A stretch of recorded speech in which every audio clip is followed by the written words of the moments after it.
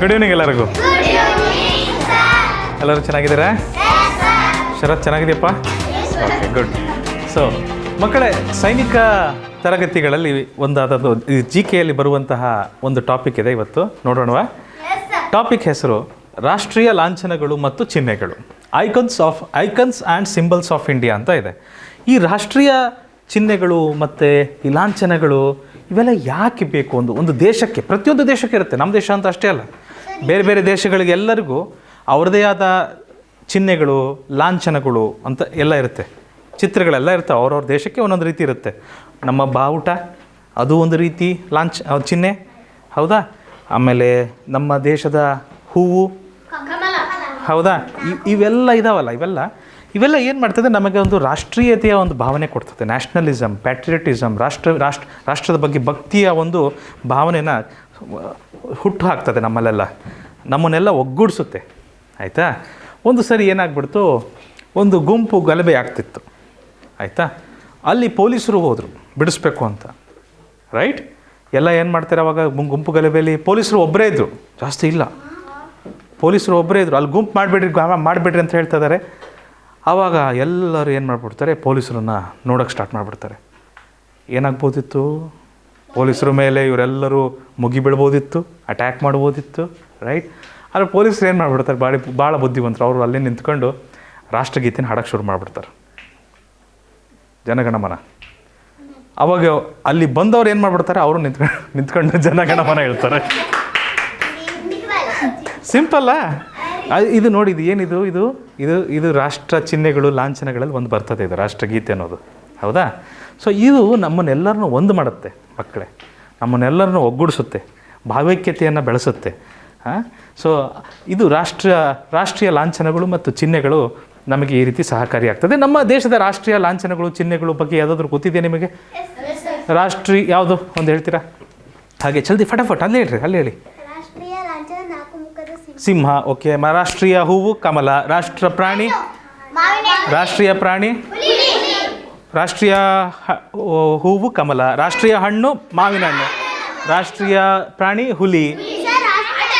ರಾಷ್ಟ್ರೀಯ ಆಟ ಅದು ಸ್ವಲ್ಪ ಗೊಂದಲದಲ್ಲಿದೆ. Ministry of home affairs officially ಹಾಕಿನ ರಾಷ್ಟ್ರೀಯ ಕ್ರೀಡೆ ಅಂತ ಅದನ್ನು ಡಿಕ್ಲೇರ್ ಮಾಡಿಲ್ಲ, ಬಟ್ ಎಲ್ಲರೂ ಅದನ್ನು ಹೇಳ್ತಾ ಇದ್ದಾರೆ.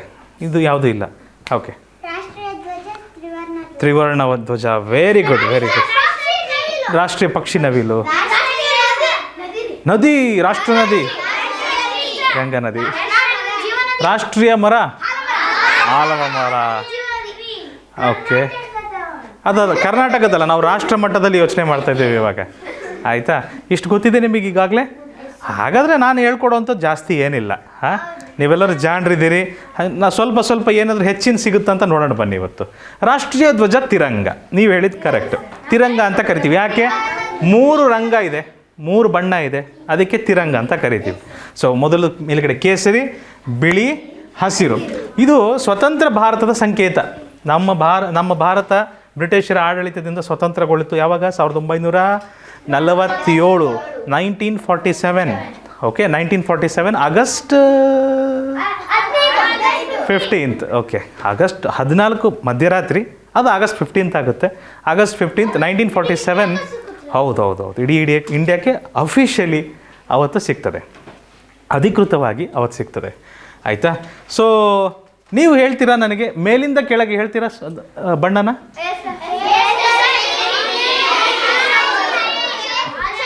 ಮಧ್ಯದಲ್ಲಿ ಅಶೋಕ ಚಕ್ರ, ಅದಕ್ಕೆ 24 ಕಡ್ಡಿಗಳಿರ್ತವೆ, ಗೆರೆಗಳಿರ್ತವೆ.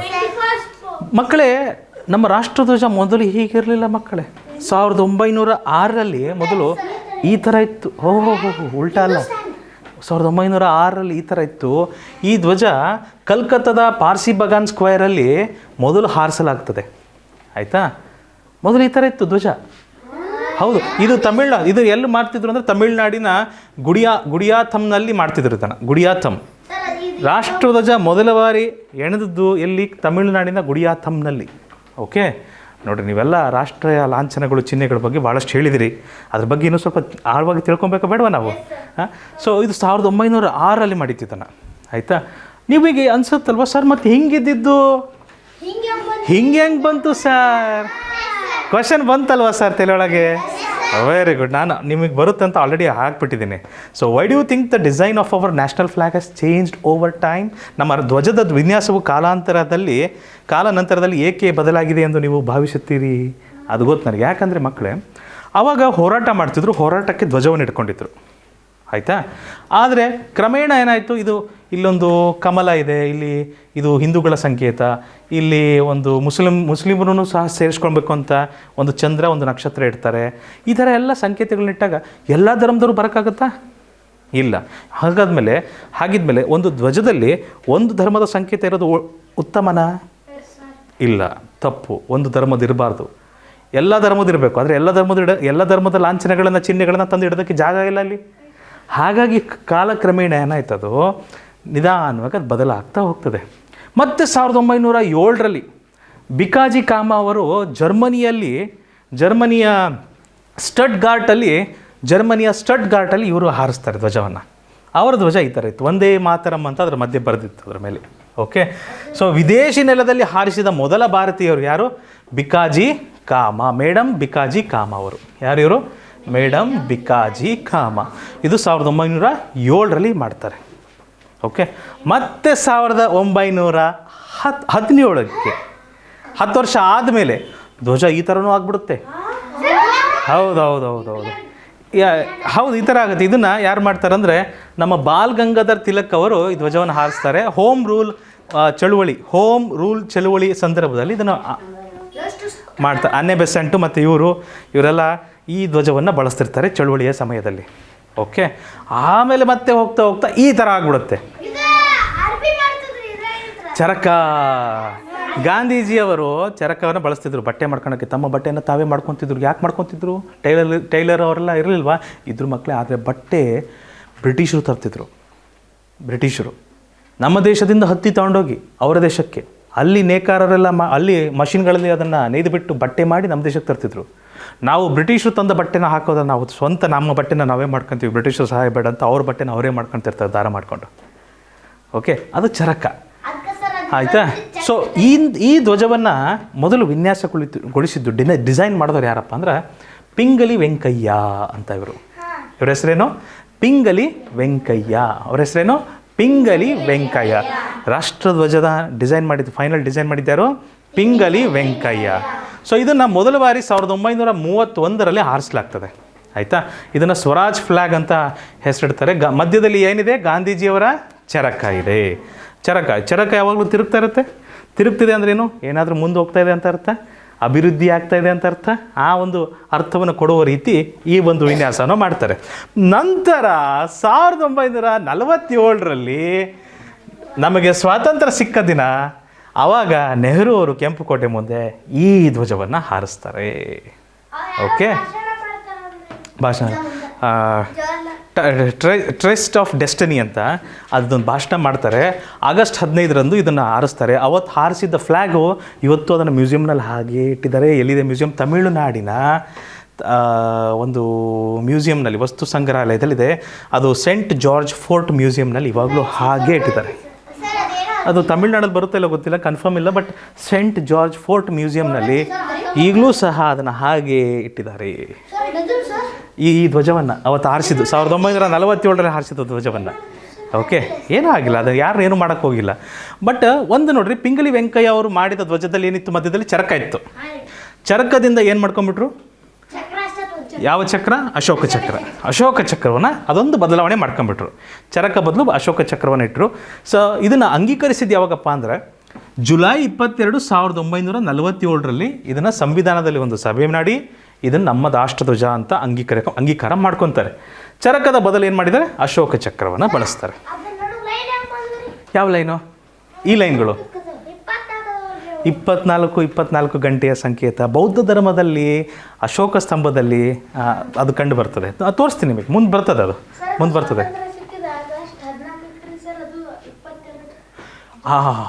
ಆಗಸ್ಟಲ್ಲಿ ಸಿಕ್ಕಿದ್ದು. ಆದರೆ ಸ್ವತಂತ್ರ ಸಿಗುತ್ತೆ ಅನ್ನೋದು ಗೊತ್ತಾಗ್ತಿತ್ತಲ್ಲ ಮುಂಚೆನೇ. ಒಂದೇ ದಿನಕ್ಕೆ ಸಿಕ್ತರಾ ಸ್ವಾತಂತ್ರ್ಯ? ಸತತ ಹೋರಾಟ ಮಾಡಿ ಚಳುವಳಿ ಮಾಡಿ ಸಿಕ್ತು. ಅದು ಸಿಗೋ 3 ತಿಂಗಳು ಮುಂಚೆನೇ ನಮಗೆ ಗೊತ್ತಾಗಿತ್ತು ಬ್ರಿಟಿಷರನ್ನು ಬಿಟ್ಟು ಹೋಗ್ತಿದ್ದಾರೆ ಅಂತ. ನಿಧಾನವಾಗಿ ಅವರ ಆಡಳಿತ ಎಲ್ಲ ಕಡಿಮೆ ಆಗ್ತದೆ, ಸೈನಿಕರ ಸಂಖ್ಯೆ ಕಡಿಮೆ ಆಗುತ್ತೆ. ಆವಾಗ ನಿಧಾನವಾಗಿ ಗೊತ್ತಾಗ್ತಾ ಹೋಗುತ್ತೆ. ಆವಾಗ ಆ ಸಂದರ್ಭದಲ್ಲಿ ಇವರು ಜುಲೈ 22, 1947ರಲ್ಲಿ ಇವರಂತೂ ಸುಮ್ಮನಿರಲಿಲ್ಲ. ಯಾರು? ನೆಹರು, ಗಾಂಧಿ, ಸುಭಾಷ್ ಚಂದ್ರ ಬೋಸು ಇವ್ರು ಯಾರು ಸುಮ್ಮನಿರಲಿಲ್ಲ. ಇವರೆಲ್ಲ ಏನಾರು ಮಾಡ್ತಾಯಿದ್ರು. ಹೌದಾ ಇಲ್ವಾ? ಸೊ ಆ ಸಂದರ್ಭದಲ್ಲಿ ಇವರು ಒಂದು ಧ್ವಜವನ್ನು ಅಂಗೀಕರಿಸಿಬಿಟ್ಟು ರೆಡಿ ಇಟ್ಕೊಂಡಿದ್ರು. ನಂತರ ಇದನ್ನು ಸ್ವತಂತ್ರ ಭಾರತದ ಧ್ವಜವೆಂದು ಘೋಷಣೆ ಮಾಡ್ತಾರೆ. ಇದು ನಮ್ಮ ರಾಷ್ಟ್ರಧ್ವಜದ ಕತೆ. ಹೇಗಿತ್ತು? ಹಾಂ, ಹೌದು ಹೌದು ಹೌದು. ಅಂದರೆ ಚೇಂಜ್ ಆಗ್ತಾ ಹೋಯಿತು. ಆಮೇಲೆ ಧ್ವಜ ಹೇಗೆ ಬೇಕೋ ಹಾಗೆ ಮಾಡೋ ಹಾಗಿಲ್ಲ. ಅದಕ್ಕೂ ಅಳತೆ ಇದೆ, ಅದಕ್ಕೂ ವಿನ್ಯಾಸ ಇದೆ. ಹೌದು. ಇದು 3 ಭಾಗ ಉದ್ದ ಇದ್ದರೆ ಇದು ಕರೆಕ್ಟಾಗಿ 2 ಭಾಗ ಉದ್ದ ಇರಬೇಕು. ಇದು 3 ಮೀಟ್ರ್ ಉದ್ದ ಇದ್ದರೆ ಇದು 2 ಮೀಟ್ರ್ ಇರಬೇಕು. ಇದು 3 ಅಡಿ ಉದ್ದ ಇದ್ದರೆ ಇದು 2 ಅಡಿ ಇರಬೇಕು. ಇದು 3 ಸೆಂಟಿಮೀಟ್ರ್ ಇದ್ದರೆ ಇದು 2 ಸೆಂಟಿಮೀಟ್ರ್ ಇರಬೇಕು. ಉದ್ದ 3 ಪಟ್ಟಿದ್ದರೆ 3 ಭಾಗ ಇದ್ದರೆ ಅಗಲ ಎಷ್ಟಿರಬೇಕು? 2 ಭಾಗ ಇರಬೇಕು. ಅದಕ್ಕೆ ಏನಂತೀವಿ? ಈ ಥರ ಅನುಪಾತದಲ್ಲಿ ತೋರಿಸ್ತೀವಿ. ಉದ್ದ ಇಷ್ಟು, ಅಗಲ. ಉದ್ದ 3 ಭಾಗ ಇದ್ದರೆ ಅಗಲ 2 ಭಾಗ ಇರಬೇಕು. ಅರ್ಥ ಆಯ್ತಾ? 3:2. ಸಣ್ಣದು ಬಂತಂದ್ರೆ ಅದು ಸಹ 3-2 ಭಾಗದಲ್ಲೇ ಇರಬೇಕದು. ಆಯಿತಾ? ಅದರ ಅರ್ಥ ಇದನ್ನೇನಾದರೂ ಭಾಗಗಳು ಮಾಡಿಬಿಟ್ರೆ ಸಮಾನವಾಗಿ 9 ಭಾಗ ಆಗಬೇಕದು. ಆ ಥರನೇ ಇರಬೇಕು ಧ್ವಜ. ಸುಮ್ಮನೆ ನೀವು ನಾನು ಇಷ್ಟುದ್ದೊಂದು ಧ್ವಜ ಮಾಡಿಬಿಡ್ತೀನಿ ಸರ್, ಈ ಥರ ಸಣ್ಣ ಕೋಲ್ಬಿಟ್ಟು ಇಷ್ಟುದ್ದೊಂದು ಧ್ವಜ ಮಾಡಿಬಿಡ್ತೀನಿ. ನೋ, ಅದಕ್ಕೆ ಧ್ವಜ ಅನ್ನಲ್ಲ. ಇದಕ್ಕೊಂದು ಸ್ಟ್ಯಾಂಡರ್ಡ್ ಇದೆ. ಇದು ಹೀಗೇ ಇರಬೇಕು ಅಂತ. ಅರ್ಥ ಆಯ್ತಾ? ಯಾವ ಅನುಪಾತ ಮಕ್ಕಳೇ? 3:2 ಮತ್ತು ಆಯತಾಕಾರದಲ್ಲಿರುತ್ತೆ. ಮತ್ತು ಮೇಲ್ಗಡೆನೇ ಬರಬೇಕು ಕೇಸರಿ, ಮಧ್ಯದಲ್ಲೇ ಬಿಳಿ ಬರಬೇಕು, ಕೊನೆಯಲ್ಲಿ ಕೆಳಗಡೆ ಬರಬೇಕು ಹಸಿರು ಬರಬೇಕು. ಮತ್ತು ಹಸಿರನ್ನ ಮೇಲಿಟ್ಬಿಟ್ಟು ಕೇಸರಿನ ಕೆಳಗಿಡೋದು, ಆ ಥರ ಎಲ್ಲ ಮಾಡಬಾರ್ದು. ಓಕೆ? ಓಹೋ, ಈ ಬಣ್ಣಗಳ ಬಗ್ಗೆ ಮಾತಾಡ್ತಿದ್ದೀರಾ? ಬನ್ನಿ ಅದನ್ನು ನೋಡೋಣ. ಬಣ್ಣ ನೋಡ್ರಿ, ಬಣ್ಣ ಕೇಸರಿ. ನಿಮ್ಮ ಪ್ರಶ್ನೆಗೆ ಉತ್ತರ ಇದೆ. ಕೇಸರಿ ಏನು ಹೇಳುತ್ತೆ? ಧೈರ್ಯ ಮತ್ತು ತ್ಯಾಗದ ಸಂಕೇತ. Okay, strength and courage of the country, ಅದನ್ನು ತೋರಿಸುತ್ತದು. ಮತ್ತು ದೇಶದ ಹಿತಾಸಕ್ತಿಗಾಗಿ ಸರ್ವಸ್ವವನ್ನು ತ್ಯಾಗ ಮಾಡೋದ್ರ ಬಗ್ಗೆ ಅದು ತೋರಿಸ್ಕೊಡುತ್ತದೆ ಕೇಸರಿ. ಆಯಿತಾ? ನಂತರ ಬಿಳಿ ಬಗ್ಗೆ ಹೇಳಿದ್ರೆ ಬಿಳಿ ಏನಂತ ಹೇಳುತ್ತೆ? ಶಾಂತಿ ಮತ್ತು ಸತ್ಯ, ಪೀಸ್ ಆ್ಯಂಡ್ ಟ್ರೂತ್, ಅದನ್ನು ತೋರಿಸುತ್ತೆ. ಮತ್ತು ಪ್ರಾಮಾಣಿಕತೆ, ಹಾನೆಸ್ಟಿ, ಪಾವಿತ್ರ್ಯತೆ, ಸ್ಯಾಕ್ರೆಡ್ನೆಸ್, ಇದನ್ನು ಅದು ಸೂಚಿಸುತ್ತದೆ. ಅರ್ಥ ಆಯ್ತಾ? ಅದಾದಮೇಲೆ ಹಸಿರೇನು ತೋರಿಸುತ್ತೆ? ಹಸಿರು ಯಶಸ್ಸು, ಸಕ್ಸಸ್ ತೋರಿಸುತ್ತೆ ಹಸಿರು. ಆಮೇಲೆ ಸಮೃದ್ಧಿ ಅಂದರೆ ಆಸ್ಪಿಷಿಯಸ್ನೆಸ್, ಫರ್ಟಿಲಿಟಿ, ಇದನ್ನೆಲ್ಲ ತೋರಿಸ್ತದೆ. ಮಣ್ಣಿನೊಂದಿಗೆ ಮತ್ತು ಪ್ರಕೃತಿಯೊಂದಿಗಿನ ಸಂಬಂಧ. ನೋಡಿರಿ, ಆವಾಗಿನ ಕಾಲದಲ್ಲಿ ನಮ್ಮ ದೇಶದಲ್ಲಿ ಬಹುತೇಕ ಏನು ಮಾಡ್ತಿದ್ರು ಜನ? ರೈತರಾಗಿದ್ದು. ಏನೋ ಮಣ್ಣು, ಅಯ್ಯೋ ರಾಮ, ಇದೇನ್ರಿ? ಅಲ್ಲ, ಇವಾಗ ತಿಂತಿದ್ದೀರ ಗೊತ್ತು ನಮಗೆ, ಅವಾಗಂತೂ ತಿಂತಿದ್ದಿಲ್ಲ ಯಾರು. ಮಣ್ಣಿಂದ ಆಹಾರವನ್ನು ಉತ್ಪಾದನೆ ಮಾಡ್ತಿದ್ರು. ಅಂದರೆ ಹೆಚ್ಚಾಗಿ ಯಾರಿದ್ರು? ರೈತರಿದ್ರು ಅವಾಗ. ರೈತರು ಯಾವ ಬಣ್ಣದ ಜೊತೆಗೆ ಇರ್ತಾರೆ? ಹೆಚ್ಚಾಗಿ ಹಸಿರು ಬಣ್ಣ. ಸೊ ಹಾಗಾಗಿ ಆವತ್ತಿನ ಸಮಯಕ್ಕೆ ಹಸಿರನ್ನು ಸಹ ತಂದಿಟ್ರು. ಹಸಿರು ನೋಡಿ, ಹಬ್ಬಗಳಲ್ಲೂ ಸಹ ತರಳಿರು ತೋರಣಗಳೆಲ್ಲ ಕಟ್ತೀರಿ. ಯಾವ ಬಣ್ಣ ಕಾಣುತ್ತೆ? ಹೆಚ್ಚಾಗಿ ಹಸಿರು ಅನ್ನೋದು ನಾವು ಯಾವಾಗ ನೋಡ್ತೀವಿ? ಸಡಗರ ಸಂಭ್ರಮ ಇದ್ದಾಗ, ಹೌದಲ್ಲ? ಸೊ ಆ ಕಾರಣಕ್ಕೂ ಸಹ ಯಶಸ್ಸು, ಸಮೃದ್ಧಿಯ ಸಂಕೇತವಾಗಿ ಹಸಿರು ಬಣ್ಣವನ್ನು ಸಹ ನಮ್ಮ ರಾಷ್ಟ್ರಧ್ವಜದಲ್ಲಿ ಕೆಳಭಾಗದಲ್ಲಿ ಇಟ್ಟರು. ಅರ್ಥ ಆಯ್ತಾ? ಅದರ ಅರ್ಥ ಮೂರ್ಖರು ಅಂತ. ಅರ್ಥ ಆಯ್ತಾ? ಹಾಂ. ಬಟ್ ಆಫ್ರಿಕಾದಲ್ಲಿ ಒಂದು ಭಾಗದಲ್ಲಿ ಜನ ನಿಜವಾಗಿಯೂ ಹಸಿವಿನಿಂದ ಕಷ್ಟವಾಗಿ ಮಣ್ಣನ್ನು ತಿಂದದ್ದು ಉದಾಹರಣೆ ಇದೆ. ಅದನ್ನು ಆಮೇಲೆ ಮಾತಾಡೋಣ. ಈಗ ನಾವು ನಮ್ಮ ರಾಷ್ಟ್ರಧ್ವಜದ ಬಗ್ಗೆ ಮಾತಾಡ್ತಿದ್ವಿ. ಅಶೋಕ ಚಕ್ರದ ಬಗ್ಗೆ ಗೊತ್ತಿದೆ. 24 ಸ್ಪೋಕ್ಸ್ ಇದ್ದಾವೆ, ಕಡ್ಡಿಗಳಿದ್ದಾವೆ, ಈ ಥರ ಗೆರೆಗಳು. ಹೌದಾ? ಸಮಾನ ಗೆರೆಗಳಿದ್ದಾವೆ. ಇದನ್ನು ಧರ್ಮದ ಚಕ್ರ ಅಂತಲೂ ಕರೀತಾರೆ. ವೀಲ್ ಆಫ್ ಲಾ, ಧರ್ಮದ ಚಕ್ರ ಅಂತಲೂ ಕರೀತಾರೆ. ಮತ್ತು 24 ಇರೋದು ನಿಮಗೆ ಗೊತ್ತಿದೆ. ಬೌದ್ಧ ಧರ್ಮದಿಂದ ನಾವು ಇದನ್ನು ತೊಗೊಂಡಿದ್ದೀವಿ. ನೋ, ತಪ್ಪು, ಆ ಥರ ಏನಿಲ್ಲಪ್ಪ. ಮತ್ತು ನಮ್ಮ ಭಾರತ ಧ್ವಜವನ್ನು ಮೌಂಟ್ ಎವರೆಸ್ಟ್ ಮೇಲ್ಗಡೆ, ಹಿಮಾಲಯ ಪರ್ವತದ ಮೇಲ್ಗಡೆ 1953ರಲ್ಲಿ ಮೊದಲು ಹಾರಿಸಲಾಯಿತು. ಆಯಿತಾ? ಆಮೇಲೆ ಅಂತರಿಕ್ಷಕ್ಕೂ ತೊಗೊಂಡೋಗಿದ್ದಾರೆ. ಸ್ಪೇಸಲ್ಲಿ ಮೊದಲ ಬಾರಿಗೆ 1984ರಲ್ಲಿ ರಾಕೇಶ್ ಶರ್ಮಾ ಅವರು ಬಾಹ್ಯಾಕಾಶಕ್ಕೆ ತಗೊಂಡೋಗ್ತಾರೆ ಫಸ್ಟ್ ಟೈಮ್. ಚಂದ್ರನ ಮೇಲೆ ಯಾವಾಗ ಹೋಗುತ್ತೋ ಗೊತ್ತಿಲ್ಲ. ನೀವು ಯಾರಾದರೂ ಒಬ್ಬರು ತಗೊಂಡು ಹೋಗ್ಬೇಕು ಅದನ್ನು. ಚಂದ್ರನ ಮೇಲೆ, ಮಂಗಳ ಗ್ರಹದ ಮೇಲೆ, ಮತ್ತು ಬೇರೆ ಗ್ಯಾಲಕ್ಸಿ ಮೇಲೆ ಒಂದು ನಿಮಿಷ ಅಕಸ್ಮಾತ್ ನೀವು ತಗೊಂಡೋಗೋದಾದ್ರೆ ಎಲ್ಲಿವರೆಗೂ ತೊಗೊಂಡೋಗ್ತೀರಿ ಅದನ್ನು? ಎಲ್ಲೆಲ್ಲಿಗೆ ತೊಗೊಂಡೋಗ್ತೀರಿ? ಅಲ್ರಿ, ಎಲ್ಲಿಗೆ ತೊಗೊಂಡೋಗಿ ಅದನ್ನು ನೆಡ್ತೀರಿ? ಮತ್ತೆಲ್ಲಾದರೂ ತೊಗೊಂಡೋಗಿ ನಿಮಗೆ ಹಾಕಕ್ಕೆ ಸೂರ್ಯನ ಮೇಲೆ ಸುಟ್ಟೋಗಲ್ಲೇನ್ರಿ? ಹಾಂ, ಚಂದ್ರದ ಮೇಲೆ. ಓಕೆ, ನಾನು ಹೇಳ್ಕೊಟ್ಟೆ ಅದನ್ನು. ನೆಪ್ಚೂನ್ ಎದ್ರ ಮೇಲೆ? ಐಸ್ ಮೇಲೆ.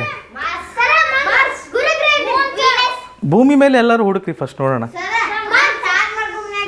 ತಾಜ್ ಮಹಲ್ ಮೇಲೆ, ತಾರ ಮರುಭೂಮಿ. ಓಕೆ, ಅಲ್ಲಿ ಆಲ್ರೆಡಿ ಸೈನಿಕರು ಇದ್ದಾರೆ ಪಾಕಿಸ್ತಾನ ಬಾರ್ಡ್ರಲ್ಲಿ. ಚೀನಾದ ಮಹಾಗೋಡೆ ಮೇಲೆ ಇಡ್ತೀರಾ? ಅವ್ರು ಚೀನಾದ್ರ ಸುಂದಿರ್ತೀರೇನ್ರಿ? ಅಮೆಝಾನ್. All right. ಈಗ ಖಾಲಿ ಇರೋ ಜಾಗ ಅಂದರೆ ಅಂಟಾರ್ಟಿಕಾ ಖಾಲಿ ಇದೆ, ಅಲ್ಲಿ ಹೋಗಿಡ್ಬೋದು. ಹೌದಾ? ಎನಿವೇಸ್, ಅಂಡಮಾನ್ ಮತ್ತು Nicobar. Very good. All right. ನನಗೆ ಖುಷಿ ಆಯಿತು ನಿಮ್ಮ ಎಲ್ಲ ವಿಚಾರಗಳನ್ನು ಕೇಳಿ. ಸುಮ್ಮನೆ ಹಾರಿಸಿ ಮತ್ತೆ ತೊಗೊಂಬರ್ತಾರೆ, ಆಯಿತಾ? ನೇಪಾಳದಲ್ಲಿ ಹಾರಿಸೋದು ಅಂತ ಅರ್ಥ ಅಲ್ಲ, ಅದರ ಅರ್ಥ ಅಷ್ಟು ಮೇಲ್ಗಡೆ ಹೋಗಿ ಹಾರಿಸಿದ್ರು ಅಂತ. ಅದೊಂದು ಸಾಧನೆ ಅಂತ ಒಂದು ಮಾತು. ಓ ವಾವ್, ಅದು ಆ ಥರ ಆಗೋದಿಲ್ಲ. ಎನಿವೇಸ್, ಬನ್ನಿ. ರಾಷ್ಟ್ರೀಯ ಲಾಂಛನ ಏನು ಯಾರೋ ಒಬ್ರು ಹೇಳಿದ್ರಿಲ್ಲ ನನಗೆ? 3 ಅಲ್ಲ,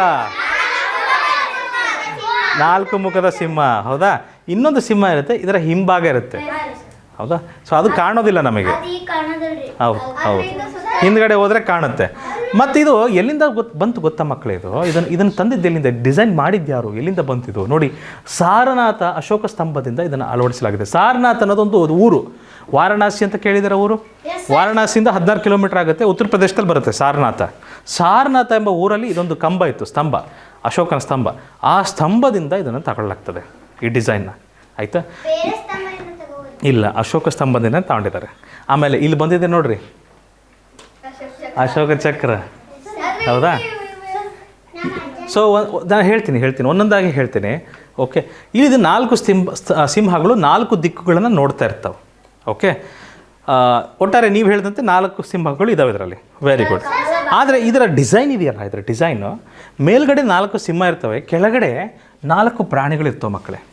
4 ಪ್ರಾಣಿಗಳು. ಸೊ ಒಂದು ಎತ್ತಲ್ಲ, ಅದೊಂಥರ ಗೂಳಿ ಇದ್ದಂಗೆ ಇರುತ್ತೆ. ಎತ್ತಲ್ಲ, ಗೂಳಿ. ಎಮ್ಮೆ ಅಲ್ಲ, ಗೂಳಿ. ಇನ್ನೊಂದು ಕುದುರೆ, ಇನ್ನೊಂದು ಸಿಂಹ, ಇನ್ನೊಂದು ಆನೆ. ಈ 4 ಪ್ರಾಣಿಗಳು ಈ ಸ್ತಂಭದಲ್ಲಿ ಏನನ್ನು ಸೂಚಿಸುತ್ತದೆ? ಸಿಂಹ ಅಂದರೆ ಧೈರ್ಯ, ಶಕ್ತಿ, ಅದನ್ನು ತೋರಿಸ್ತದೆ, ಆಯಿತಾ? ಮತ್ತು ಆನೆ ಏನು ತೋರಿಸುತ್ತೆ? ತಾಳ್ಮೆನ ತೋರಿಸುತ್ತೆ, ಬುದ್ಧಿಶಕ್ತಿನ ತೋರಿಸುತ್ತೆ ಆನೆ. ಓಕೆ, ಆಮೇಲೆ ಗೂಳಿ ಏನು ತೋರಿಸುತ್ತೆ? ಅಥವಾ ಗೂಳಿ ಅಥವಾ ಎತ್ತು ಅಂತಿದ್ದೀರಲ್ವ ನೀವು? ಎತ್ತು ನಿಮಗೆ ಕೋಣ ಕಂಡಂಗಾಗುತ್ತಾ? ಕೋಣಕ್ಕೆ ಈ ಥರ ಮೇಲ್ಗಡೆ ಇದಿರುತ್ತಾ, ಭುಜ ಇರುತ್ತಾ? ಏನ್ರಿ, ನೋಡಿಲ್ಲ ನೀವು ಕೋಣನ? ಕೋಣ ಹೆಂಗಿರುತ್ತೆ ಗೊತ್ತಾ?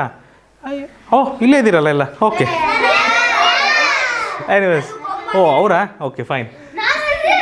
ಮತ್ತೇನೋ ನೀವೇ ಅಂದಂಗೆ ಆಯ್ತಲ್ಲ.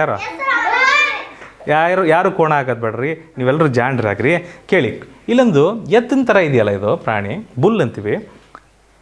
ಬುಲ್ ಅಂದರೆ ಗೂಳಿನೇ. ಇಲ್ಲಿ ಎತ್ತನ್ಬೋದು. ಇದು ಏನು ತೋರಿಸುತ್ತೆ? ಕೆಲಸ, ಇದು ಹಾರ್ಡ್ ವರ್ಕ್ ತೋರಿಸುತ್ತೆ. ಹಾರ್ಡ್ ವರ್ಕ್, ಶ್ರಮ ಮತ್ತು ಶ್ರದ್ಧೆ, ಶಿಸ್ತು, ಅದನ್ನು ತೋರಿಸುತ್ತೆ. ಇದು ಡೆಡಿಕೇಶನ್ನು, ಅದನ್ನು ತೋರಿಸ್ಕೊಡುತ್ತೆ. ಇದು ಕುದುರೆ ಏನು ತೋರಿಸುತ್ತೆ? ಎನರ್ಜಿ, ಶಕ್ತಿ, ವೇಗ, ಸ್ಟ್ರೆಂತ್, ಇದನ್ನೆಲ್ಲ ತೋರಿಸ್ಕೊಡುತ್ತೆ ಮಕ್ಕಳು. ಜಿಂಕೆನೂ ಓಡುತ್ತೆ, ಆದರೆ ಕುದುರೆ ಮನುಷ್ಯನ ಜೊತೆ ಹತ್ತಿರ ಇರ್ತಲ್ಲ, ಮನುಷ್ಯನ ಜೊತೆ ಸಂಬಂಧ ಇರ್ತಲ್ಲ, ಹಾಗಾಗಿ. 2 ಡೊಮೆಸ್ಟಿಕ್ ಅನಿಮಲ್ಸ್ ಇದ್ದಾವೆ, 2 ವೈಲ್ಡ್ ಅನಿಮಲ್ಸ್. ಇದು ವೈಲ್ಡ್ ಅನಿಮಲ್, ಇದು ವೈಲ್ಡ್ ಅನಿಮಲ್ಲು. ಇದನ್ನು ಡೊಮೆಸ್ಟಿಕೇಟ್ ಮಾಡ್ಕೊಂಡ್ವಿ ಆಮೇಲೆ ನಾವು. Okay, fine. ನೋಡಿ, ಈ ಚಿರತೆ ತಗೊಂಬೋದಿತ್ತಲ್ಲ ಸರ್, ಕೋತಿ ತಗೊಂಬೋದಿತ್ತಲ್ಲ ಸರ್, ಅದು ಏನಾದರೂ ತಗೊಂಬೋದಿತ್ತು ಅವ್ರು ಅದರಲ್ಲಿ. ಬಟ್ ಅವ್ರು ಇದನ್ನ ಇಟ್ಟಿದ್ದಾರಲ್ಲ, ಅವರು ಬೌದ್ಧ ಧರ್ಮದಲ್ಲಿ ಇದನ್ನ ಇಟ್ಟಿದ್ದಾರೆ. ಹಾಗಾಗಿ ಇದು ನಮಗೆ ಸಿಕ್ತು, ಇತಿಹಾಸದಲ್ಲಿ ಸಿಗುವಂತಹ ಒಂದು ಲಾಂಛನ. ಹಾಗಾಗಿ ಇವತ್ತಿಗೂ ಅದನ್ನು ನೋಡ್ಕೊತ ಹೋಗ್ತಾ ಇದ್ದೀವಿ. ಏನಪ್ಪ? ಅಲ್ಲ, ಇದರಲ್ಲಿ ತಪ್ಪಿದೆ. ಇದು ಇಲ್ಲಿ ಬರಬಾರ್ದಿತ್ತು. ಆನೆ ಮತ್ತು ಕುದುರೆ ಇದೆ. ಕುದುರೆ ನಂತರ ಹಿಂದ್ಗಡೆ ಯಾರು ಬರಬೇಕಿತ್ತು? ಎತ್ತು ಮತ್ತು ಸಿಂಹ. ಅಲ್ಲ ಇದು ತಪ್ಪಿದೆ ರೀ, ಇದು ತಪ್ಪಿದೆ. ಚಿತ್ರ ಮಿಸ್ಟೇಕ್ ಇದೆ. ಫೈನ್ ಚಿತ್ರ ಮಿಸ್ಟೇಕ್ ಇದೆ. I really appreciate it. ನೀವು ಇದನ್ನು ಕಂಡುಹಿಡಿದಿದ್ದು ಭಾಳ ಚೆನ್ನಾಗಾಯಿತು. ಆದರೆ ಕೆಳಗಡೆ ನೋಡಿರಿ, ಕೆಳಗಡೆ ಏನಿದೆ? ಲೋಟಸ್ ಇದೆ, ಬಟ್ ಉಲ್ಟಾ ಇದೆ. ಲೋಟಸ್ ಇದೆ, ಏನಾಗಿದೆ ಅದು? ಉಲ್ಟಾ, ಇನ್ವರ್ಟೆಡ್ ಲೋಟಸ್ ಇದೆ ನೋಡಿ. ಇಲ್ಲೂ ಸಹ ಅದೇ ಥರ ಇದೆ ತಾನೆ. ಕಮಲದ ಹೂವು ಇದೆ, ಉಲ್ಟಾ ಇದೆ. ಕಮಲದ ಹೂವು ಮೇಲಿದೆ, ಆದರೆ ಉಲ್ಟಾಗಿದೆ ಕಮಲದ ಹೂವು. ಸೊ ಇದು ನಮ್ಮ ರಾಷ್ಟ್ರೀಯ ಲಾಂಛನ. ಇದನ್ನು ಯಾವತ್ತು ನಾವು ಅಂಗೀಕರಿಸಿದ್ವಿ ಅಂದರೆ ಮಕ್ಕಳು, ಯಾವತ್ತು ತೊಗೊಂಡ್ವಿ ನಾವು ಅಂದರೆ ಜನವರಿ 26, 1950. ಓಕೆ, ಹಾಂ, ಒಬ್ಬರು ಮಾತಾಡಬೇಕು ಪ್ಲೀಸ್. ಹೌದು ಜನವರಿ 26, 1950 ರಿಪಬ್ಲಿಕ್ ಡೇ ದಿನ, ಆವತ್ತಿನ ದಿನದಂದು, ಗಣರಾಜ್ಯೋತ್ಸವದ ದಿನದಂದು ಅದನ್ನು ಅಂಗೀಕರಿಸ್ಕೊಂಡ್ವಿ. ಆಲ್ ರೈಟ್, ಮುಂದೋಗ್ಬೋದಾ? ನೆಕ್ಸ್ಟು ಇದನ್ನು ಯಾವುದರಿಂದ ಮಾಡಿದ್ದಾರೆ ಅಂದರೆ ಅಲ್ಲಿ ಸಾರನಾಥದಲ್ಲಿ, ಇದು ಗೊತ್ತಲ್ವ? ಮರಳುಗಲ್ಲು ಸ್ಯಾಂಡ್ ಸ್ಟೋನಿಂದ, ಏಕಶಿಲೆಯಿಂದ ಸ್ಯಾಂಡ್ ಸ್ಟೋನ್, ಅದರಿಂದ ಮಾಡಿದ್ದಾರೆ. ಮತ್ತು ತೆಳಕೆಳಗಾದ ಕಮಲದ ಹೂ ಬಗ್ಗೆ ನೀವು ಆಲ್ರೆಡಿ ನೋಡಿದ್ದೀರಿ. Okay, very well. ನಮ್ಮ ರಾಷ್ಟ್ರೀಯ ಧ್ಯೇಯವಾಕ್ಯ ಸತ್ಯಮೇವ ಜಯತೆ, ಕೇಳಿದ್ದೀರಾ? ಅದರ ಅರ್ಥ ಏನು? ಸತ್ಯ ಯಾವಾಗಲೂ ಗೆಲ್ಲುತ್ತದೆ. ಸತ್ಯಮೇವ ಜಯತೆ ಅಂದರೆ ಸತ್ಯ ಯಾವಾಗಲೂ ಗೆಲ್ಲುತ್ತದೆ ಅನ್ನೋದೊಂದು ಅರ್ಥ ಕೊಡುತ್ತೆ. ಧ್ಯೇಯವಾಕ್ಯ ಅಂತಿರುತ್ತೆ. ಯಾರು ಬರ್ತಿದ್ದು? Very good. ಇದನ್ನು ಒಬ್ಬರು ಬರೆದಿಲ್ಲ. ನಮ್ಮ ವೇದಗಳಲ್ಲಿ 4 ವೇದ ಇದೆ.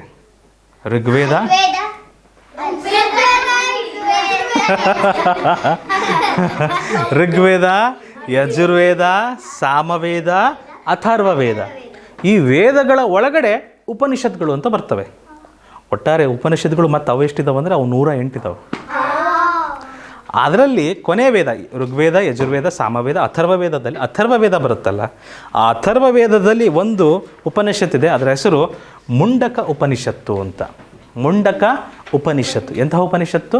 ಮುಂಡಕ ಉಪನಿಷತ್ತು. ಆ ಮುಂಡಕ ಉಪನಿಷತ್ತಿನಿಂದ ಇದನ್ನು ತಗೊಳ್ಳಲಾಗಿದೆ. Okay, all right. ಮುಂಡಕ ಉಪನಿಷತ್ತಿನಿಂದ ಇದನ್ನು ತಗೊಳ್ಳಲಾಗಿದೆ. ವೇದಗಳಲ್ಲಿ 4 ವೇದ: ಋಗ್ವೇದ, ಯಜುರ್ವೇದ, ಸಾಮವೇದ, ಅಥರ್ವವೇದ. ಅರ್ಥ ಆಯ್ತಾ ಮಕ್ಕಳೇ? ಇದರೊಳಗಡೆ ಎಷ್ಟು ಬರ್ತವೆ ಉಪನಿಷತ್ತುಗಳು? ಅವು 108 ಬರ್ತವೆ. ಅದು ಇಷ್ಟೇ ಅಂತ ಹೇಳೋಕ್ಕಾಗಲ್ಲ. 108 ತನಕ ಎಣಿಸಿದ್ದಾರೆ ಈಗ. ಅದರಲ್ಲಿ ಕೆಲವು ಕಳೆದೋಗಿದ್ದಾವೆ, ಬಟ್ ಈಗ ಸದ್ಯಕ್ಕೆ ಸಿಕ್ಕಿರೋದ್ರಲ್ಲಿ 108 ಇದ್ದಾವೆ. ಅದರಲ್ಲಿ ಒಂದು ಅಥರ್ವವೇದದಲ್ಲಿ ಬರುವುದು ಮುಂಡಕ ಉಪನಿಷತ್ತು. ಅದರೊಳಗಡೆ ಸತ್ಯಮೇವ ಜಯತೆ ಎಂಬ ಒಂದು ಸಾಲು ಬರುತ್ತೆ. ಸತ್ಯ ಇಲ್ಲಿ ತೋರ್ಸೋಕೆ 12 ತೋರಿಸಿದ್ದೀವಿ ಅಷ್ಟೇ, ಮುಖ್ಯವಾದವು ತೋರಿಸಿದ್ದೀವಿ. ಈ ಥರ ಇನ್ನೂ ಭಾಳ ಇದ್ದಾವೆ. ಸೊ ಇದರಲ್ಲಿ ಸತ್ಯಮೇವ ಜಯತೆ ಅಂದರೆ ಸತ್ಯ ಯಾವತ್ತಿಗೂ ಅದು ಗೆಲ್ಲುತ್ತೆ. ಇದು ನಿಮಗೇನು ಅರ್ಥ ಆಗುತ್ತೆ? ಇದರಿಂದ ನಿಮ್ಮ ಜೀವನದಲ್ಲಿ ಹೆಂಗೆ ಅಳವಡಿಸ್ಕೊತೀರಿ ನೀವು?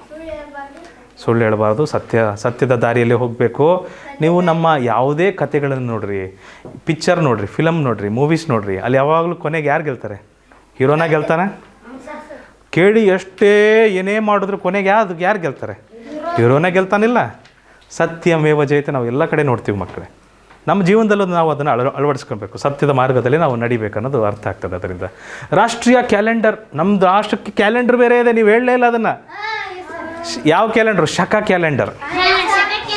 ಏನಂತ ಕರಿತೀವಿ ಅದಕ್ಕೆ? ಶಕ ಕ್ಯಾಲೆಂಡರ್ ಅಂತ ಕರಿತೀವಿ. ಅದನ್ನು ಯಾವಾಗ ಬಂತು, ಹೇಗೆ? ಒಂದು ನಿಮಿಷ. ರಾಷ್ಟ್ರೀಯ ಕ್ಯಾಲೆಂಡರ್ ಬೇಕಾ? ಈಗ ಆಲ್ರೆಡಿ ಒಂದು ಕ್ಯಾಲೆಂಡರ್ ಐತ್ರಿ.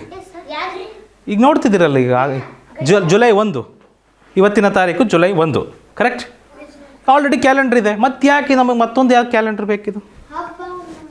ಹಾಂ, ಹೇಳಪ್ಪ, ಇನ್ನೊಂದ್ಸರಿ ಹೇಳಪ್ಪ.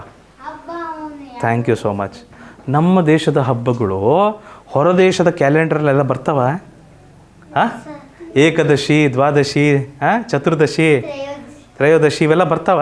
ಚತುರ್ಥಿಗಳು ಇವೆಲ್ಲ ಬರ್ತಾವ ಕ್ಯಾಲೆಂಡರಲ್ಲಿ? ಅದರಲ್ಲಿ ಬರೋದಿಲ್ಲ. ನಮ್ಮ ಸಂಪ್ರದಾಯಗಳಿಗೆ ತಕ್ಕಂತೆ, ನಮ್ಮ ಹಬ್ಬ ಹರಿದಿನಗಳಿಗೆ ತಕ್ಕಂತೆ, ನಮ್ಮ ದೇಶದಲ್ಲಿ ಬದಲಾಗುವ ವಾತಾವರಣ, ಮಳೆಗಳಿಗೆ ತಕ್ಕಂತೆ, ಬೇಸಿಗೆ ಕಾಲಗಳಿಗೆ ಮತ್ತು ಮಳೆಗಾಲಗಳಿಗೆ, ಚಳಿಗಾಲಗಳಿಗೆ ತಕ್ಕಂತೆ ನಮ್ಮದೇ ಆದ ಒಂದು ಕ್ಯಾಲೆಂಡರ್ ಇರಬೇಕಲ್ವಾ? ಹೌದಾ ಇಲ್ವಾ? ಈ ಕ್ಯಾಲೆಂಡರ್ ಯಾವ ಇಸ್ವಿಯಲ್ಲಿ ಬಂತು ಗೊತ್ತಾ ಮಕ್ಕಳೇ? 78ನೇ ಇಸ್ವಿಯಲ್ಲಿ ಬಂತು. 78ನೇ ಇಸ್ವಿಯಲ್ಲಿ ಬಂತು. ಇವತ್ತು ಎಷ್ಟನೇ ಇಸ್ವಿ? 2026. ಹೌದಾ? ಈ ಕ್ಯಾಲೆಂಡರ್ ಬಂದದ್ದು 78ನೇ ಇಸ್ವಿಯಲ್ಲಿ. ಆಯಿತಾ? ಅವತ್ತಿಂದನೂ ಇತ್ತು ಕ್ಯಾಲೆಂಡ್ರ್ ನಮ್ಮ ದೇಶದಲ್ಲಿ. ಅದನ್ನು ಚೆನ್ನಾಗಿ ಕರಡುಗೊಳಿಸಿ ಸರಿಯಾದ ರೀತಿಯಲ್ಲಿ ಅದನ್ನು ಜಾರಿಗೆ ತಂದದ್ದು ಯಾರಪ್ಪ ಅಂದರೆ ಕನಿಷ್ಕ ಮಹಾರಾಜ. ಕುಶಾನ ವಂಶಸ್ಥ ಇವನು. ಕುಶಾನ ದೊರೆ ಕುಶಾನ ರಾಜ್ಯದ ದೊರೆ, ಅವನ ಹೆಸರು ಕನಿಷ್ಕ. ಇವನಿಂದ ಸ್ಥಾಪಿಸಲ್ಪಡ್ತು. ಯಾವ ಇಸ್ವಿಯಲ್ಲಿ? 78ನೇ ಇಸ್ವಿಯಲ್ಲಿ. ಓಕೆ, ಅರ್ಥ ಆಯ್ತಾರ? ಅದಾದಮೇಲೆ ನಮ್ಮ ದೇಶದವರಿಗೆ ಬುದ್ಧಿ ಬಂದು ತಗೊಂಡಿದ್ದು ಯಾವಾಗಪ್ಪ ಅಂದರೆ 1957, 22 ಮಾರ್ಚ್ 1957ರಲ್ಲಿ ಇದು ಶುರುವಾಗ್ತದೆ. ಜನವರಿ 1 ಶುರುವಾಗೋದು ಯಾವಾಗ? ಮಾರ್ಚ್ 21ಕ್ಕೆ. ಹೌದು. ಈಗ ನೀವು ಬಳಸ್ತಿದ್ದೀರಲ್ಲ ಕ್ಯಾಲೆಂಡರ್, ಅದು ಯಾವ ಕ್ಯಾಲೆಂಡ್ರು? ಗ್ರೆಗೋರಿಯನ್ ಕ್ಯಾಲೆಂಡರ್ ಅಂತ ಕರಿತೀವಿ. ಅದಕ್ಕೆ ಎಂಥ ಕ್ಯಾಲೆಂಡರ್ ಅಂತೀವಿ? Gregorian calendar. ನೀವು ಬಳಸ್ತಿರೋದು ಎಂಥ ಕ್ಯಾಲೆಂಡರ್? Gregorian calendar. ಆಮೇಲೆ ಗ್ರೆಗೋರಿಯನ್ ಕ್ಯಾಲೆಂಡ್ರಲ್ಲಿ 1ನೇ ತಾರೀಕು, ಶಕ ಕ್ಯಾಲೆಂಡ್ರಲ್ಲಿ ಕ್ಷಮಿಸಿ ಶಕ ಕ್ಯಾಲೆಂಡ್ರಲ್ಲಿ 1ನೇ ತಾರೀಕು, ಗ್ರೆಗೋರಿಯನ್ ಕ್ಯಾಲೆಂಡ್ರಲ್ಲಿ ಮಾರ್ಚ್ 21 ಆಗಿರುತ್ತೆ. ಓಕೆ, ಅರ್ಥ ಆಯ್ತಾ? ಅರ್ಥ ಆಗಲಿಲ್ಲ. ನಮ್ಮದು ಅವ್ರದ್ದು ಕ್ಯಾಲೆಂಡ್ರು ಒಂದೇ ಡೇಟಿಗೆ ಸ್ಟಾರ್ಟ್ ಆಗಲ್ಲ, ಒಂದೇ ಡೇಟಿಗೆ ಕೊನೆ ಆಗಲ್ಲ. ಅರ್ಥ ಆತ್ರಿ? ಮುಂದೆ ನೋಡೋಣ, ಬರ್ರಿ ಮುಂದೆ ನೋಡೋಣ. AD ಅಂದರೆ ಆ್ಯನಿ ಡಾಮಿನಿ ಅಂತ, ಕಾಮನ್ ಎರಾ ಅಂತ ಕರೀರಿ ಇದಕ್ಕೆ. ಕಾಮನ್ ಎರಾ, CE ಅಂತ. ಗ್ರೆಗೋರಿಯನ್ ಕ್ಯಾಲೆಂಡ್ರಲ್ಲಿ ಒಂದು ಪಾಯಿಂಟ್ ಬರ್ತದೆ, 0 ವರ್ಷದಿಂದ ಸ್ಟಾರ್ಟ್ ಆಗ್ತದೆ. ಅದು 0 ವರ್ಷದಿಂದ ಶುರುವಾಗಿ ಯಾವ ವರ್ಷಪ್ಪ? 2026ರಲ್ಲಿ ಅದೀವಿ ಈಗ ನಾವು, ಹೌದಿಲ್ಲ? ಹಾಗಾದರೆ ಇದು ಯಾವ ದಿನದಿಂದ 0 ವರ್ಷ ಅಂತ ಕರೆದ್ರು ಅವರು? ಜೀಸಸ್ ಹುಟ್ಟಿದ ದಿನ. ಜೀಸಸ್ ಕ್ರೈಸ್ಟ್ ಹುಟ್ಟಿದ ದಿನದಿಂದ ಅವರು ಅವತ್ತಿಂದ ಒಂದು ಕ್ಯಾಲೆಂಡರ್ ಶುರು ಮಾಡ್ತಾರೆ. ಹಾಗಂದ್ರೆ ಜೀಸಸ್ಗಿಂತ ಮುಂಚೆ ಏನು ದಿನಗಳು ಇದ್ದಿದ್ದಿಲ್ಲೇನ? ಇದ್ವು. ಅದಕ್ಕೆ ಏನು ಮಾಡ್ತಾರೆ? ಜೀಸಸ್ ಹುಟ್ಟಿದ ನಂತರ ಏನಂತ ಕರೀತಾರೆ? AD ಅಂತ ಕರೀತಾರೆ. ಜೀಸಸ್ ಹುಟ್ಟೋಕ್ಕಿಂತ ಮುಂಚೆ ಇದ್ದ ಟೈಮನ್ನು ಏನಂತ ಕರೀತಾರೆ? BC ಅಂತ ಕರೀತಾರೆ. ಅರ್ಥ ಆಯ್ತಾ?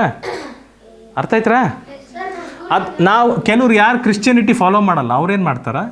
ಇದನ್ನು BC ಮತ್ತು AD ಅಂತ ಕರೆಯೋ ಬದಲು ಅವ್ರೇನು ಮಾಡ್ತಾರೆ? CE ಅಂತ ಕರೀತಾರೆ, BCE ಅಂತ ಕರೀತಾರೆ. Common era, before common era ಅಂತ. ಓಕೆ, ಅರ್ಥ ಆಯ್ತಾ?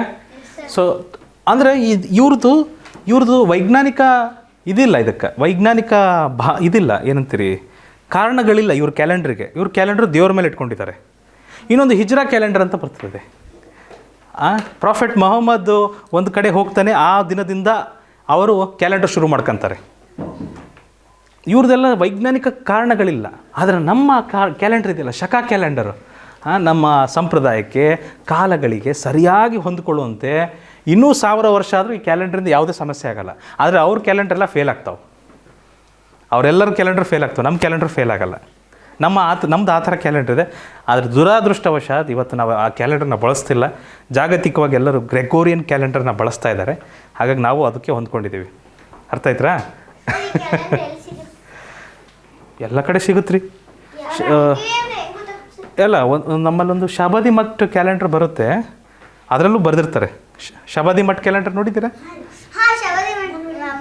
ಅದರಲ್ಲೂ ಬರೆದಿರ್ತಾರೆ ಶಕ ವರ್ಷ ಏನು ಅಂತೆಲ್ಲ. ಇರಲಿ ಫೈನ್, ತೊಂದರೆ ಇಲ್ಲ. ನೆಕ್ಸ್ಟ್ ಹೋಗ್ಬೋದಾ ಮಕ್ಕಳೇ? ಮುಂದೆ ಹೋಗ್ಬೋದಾ? ಓಕೆ, ಚಲೋ. ಓಕೆ, ಕ್ಯಾಲೆಂಡರ್ನ ಪ್ರಮುಖ ಲಕ್ಷಣಗಳೇನಿದಾವೆ ಅಂದರೆ 365 ದಿನ ಇರ್ತಾವೆ, 12 ತಿಂಗಳಿರ್ತಾವೆ. ಈ ಕ್ಯಾಲೆಂಡ್ರಲ್ಲಿ ಜನವರಿ ಫೆಬ್ರವರಿ ಇರಲ್ಲ, Chaitra Vaishakha. Okay last month ಕೊನೆಯ ತಿಂಗಳು ಪಾಲ್ಗುಣ, ಪುಷ್ಯ ಪಾಲ್ಗುಣ. ಮೊದಲ ತಿಂಗಳು ಚೈತ್ರ, ಕೊನೆಯ ತಿಂಗಳು ಪಾಲ್ಗುಣ. ಇದು ನಿಮಗೆ ಗೊತ್ತಿದೆ, ಚೈತ್ರ ವೈಶಾಖ ಜ್ಯೇಷ್ಠ ಆಷಾಢ ಎಲ್ಲ. ಮತ್ತು ಇಲ್ಲಿ 1ನೇ ತಾರೀಕು, ಈ ಶಕ ಕ್ಯಾಲೆಂಡ್ರಲ್ಲಿ 1ನೇ ತಾರೀಕು ಯಾವಾಗ ಆಗಿರುತ್ತಂದರೆ ಮಾರ್ಚ್ 22 ಅಕಸ್ಮಾತ್ ಅಧಿಕ ವರ್ಷ ಇತ್ತಂದರೆ ಅದು ಶುರುವಾಗೋದು ಯಾವಾಗ ಶುರುವಾಗುತ್ತೆ? ಅದು ಮಾರ್ಚ್ 21 ಶುರುವಾಗುತ್ತೆ, ಅಧಿಕ ವರ್ಷ ಇದ್ದ ದಿನ.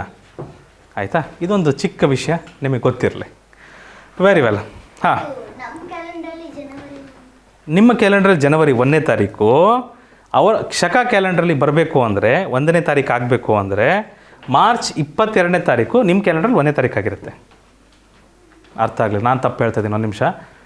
ಶಕ ಕ್ಯಾಲೆಂಡ್ರಲ್ಲಿ 1ನೇ ತಾರೀಕು ಆಗಿದ್ದರೆ ನಿಮ್ಮ ಕ್ಯಾಲೆಂಡ್ರಲ್ಲಿ, ಗ್ರೆಗೋರಿಯನ್ ಕ್ಯಾಲೆಂಡ್ರಲ್ಲಿ ಮಾರ್ಚ್ 22 ಆಗಿರುತ್ತೆ, ಮಾರ್ಚ್ 22 ಆಗಿರುತ್ತೆ.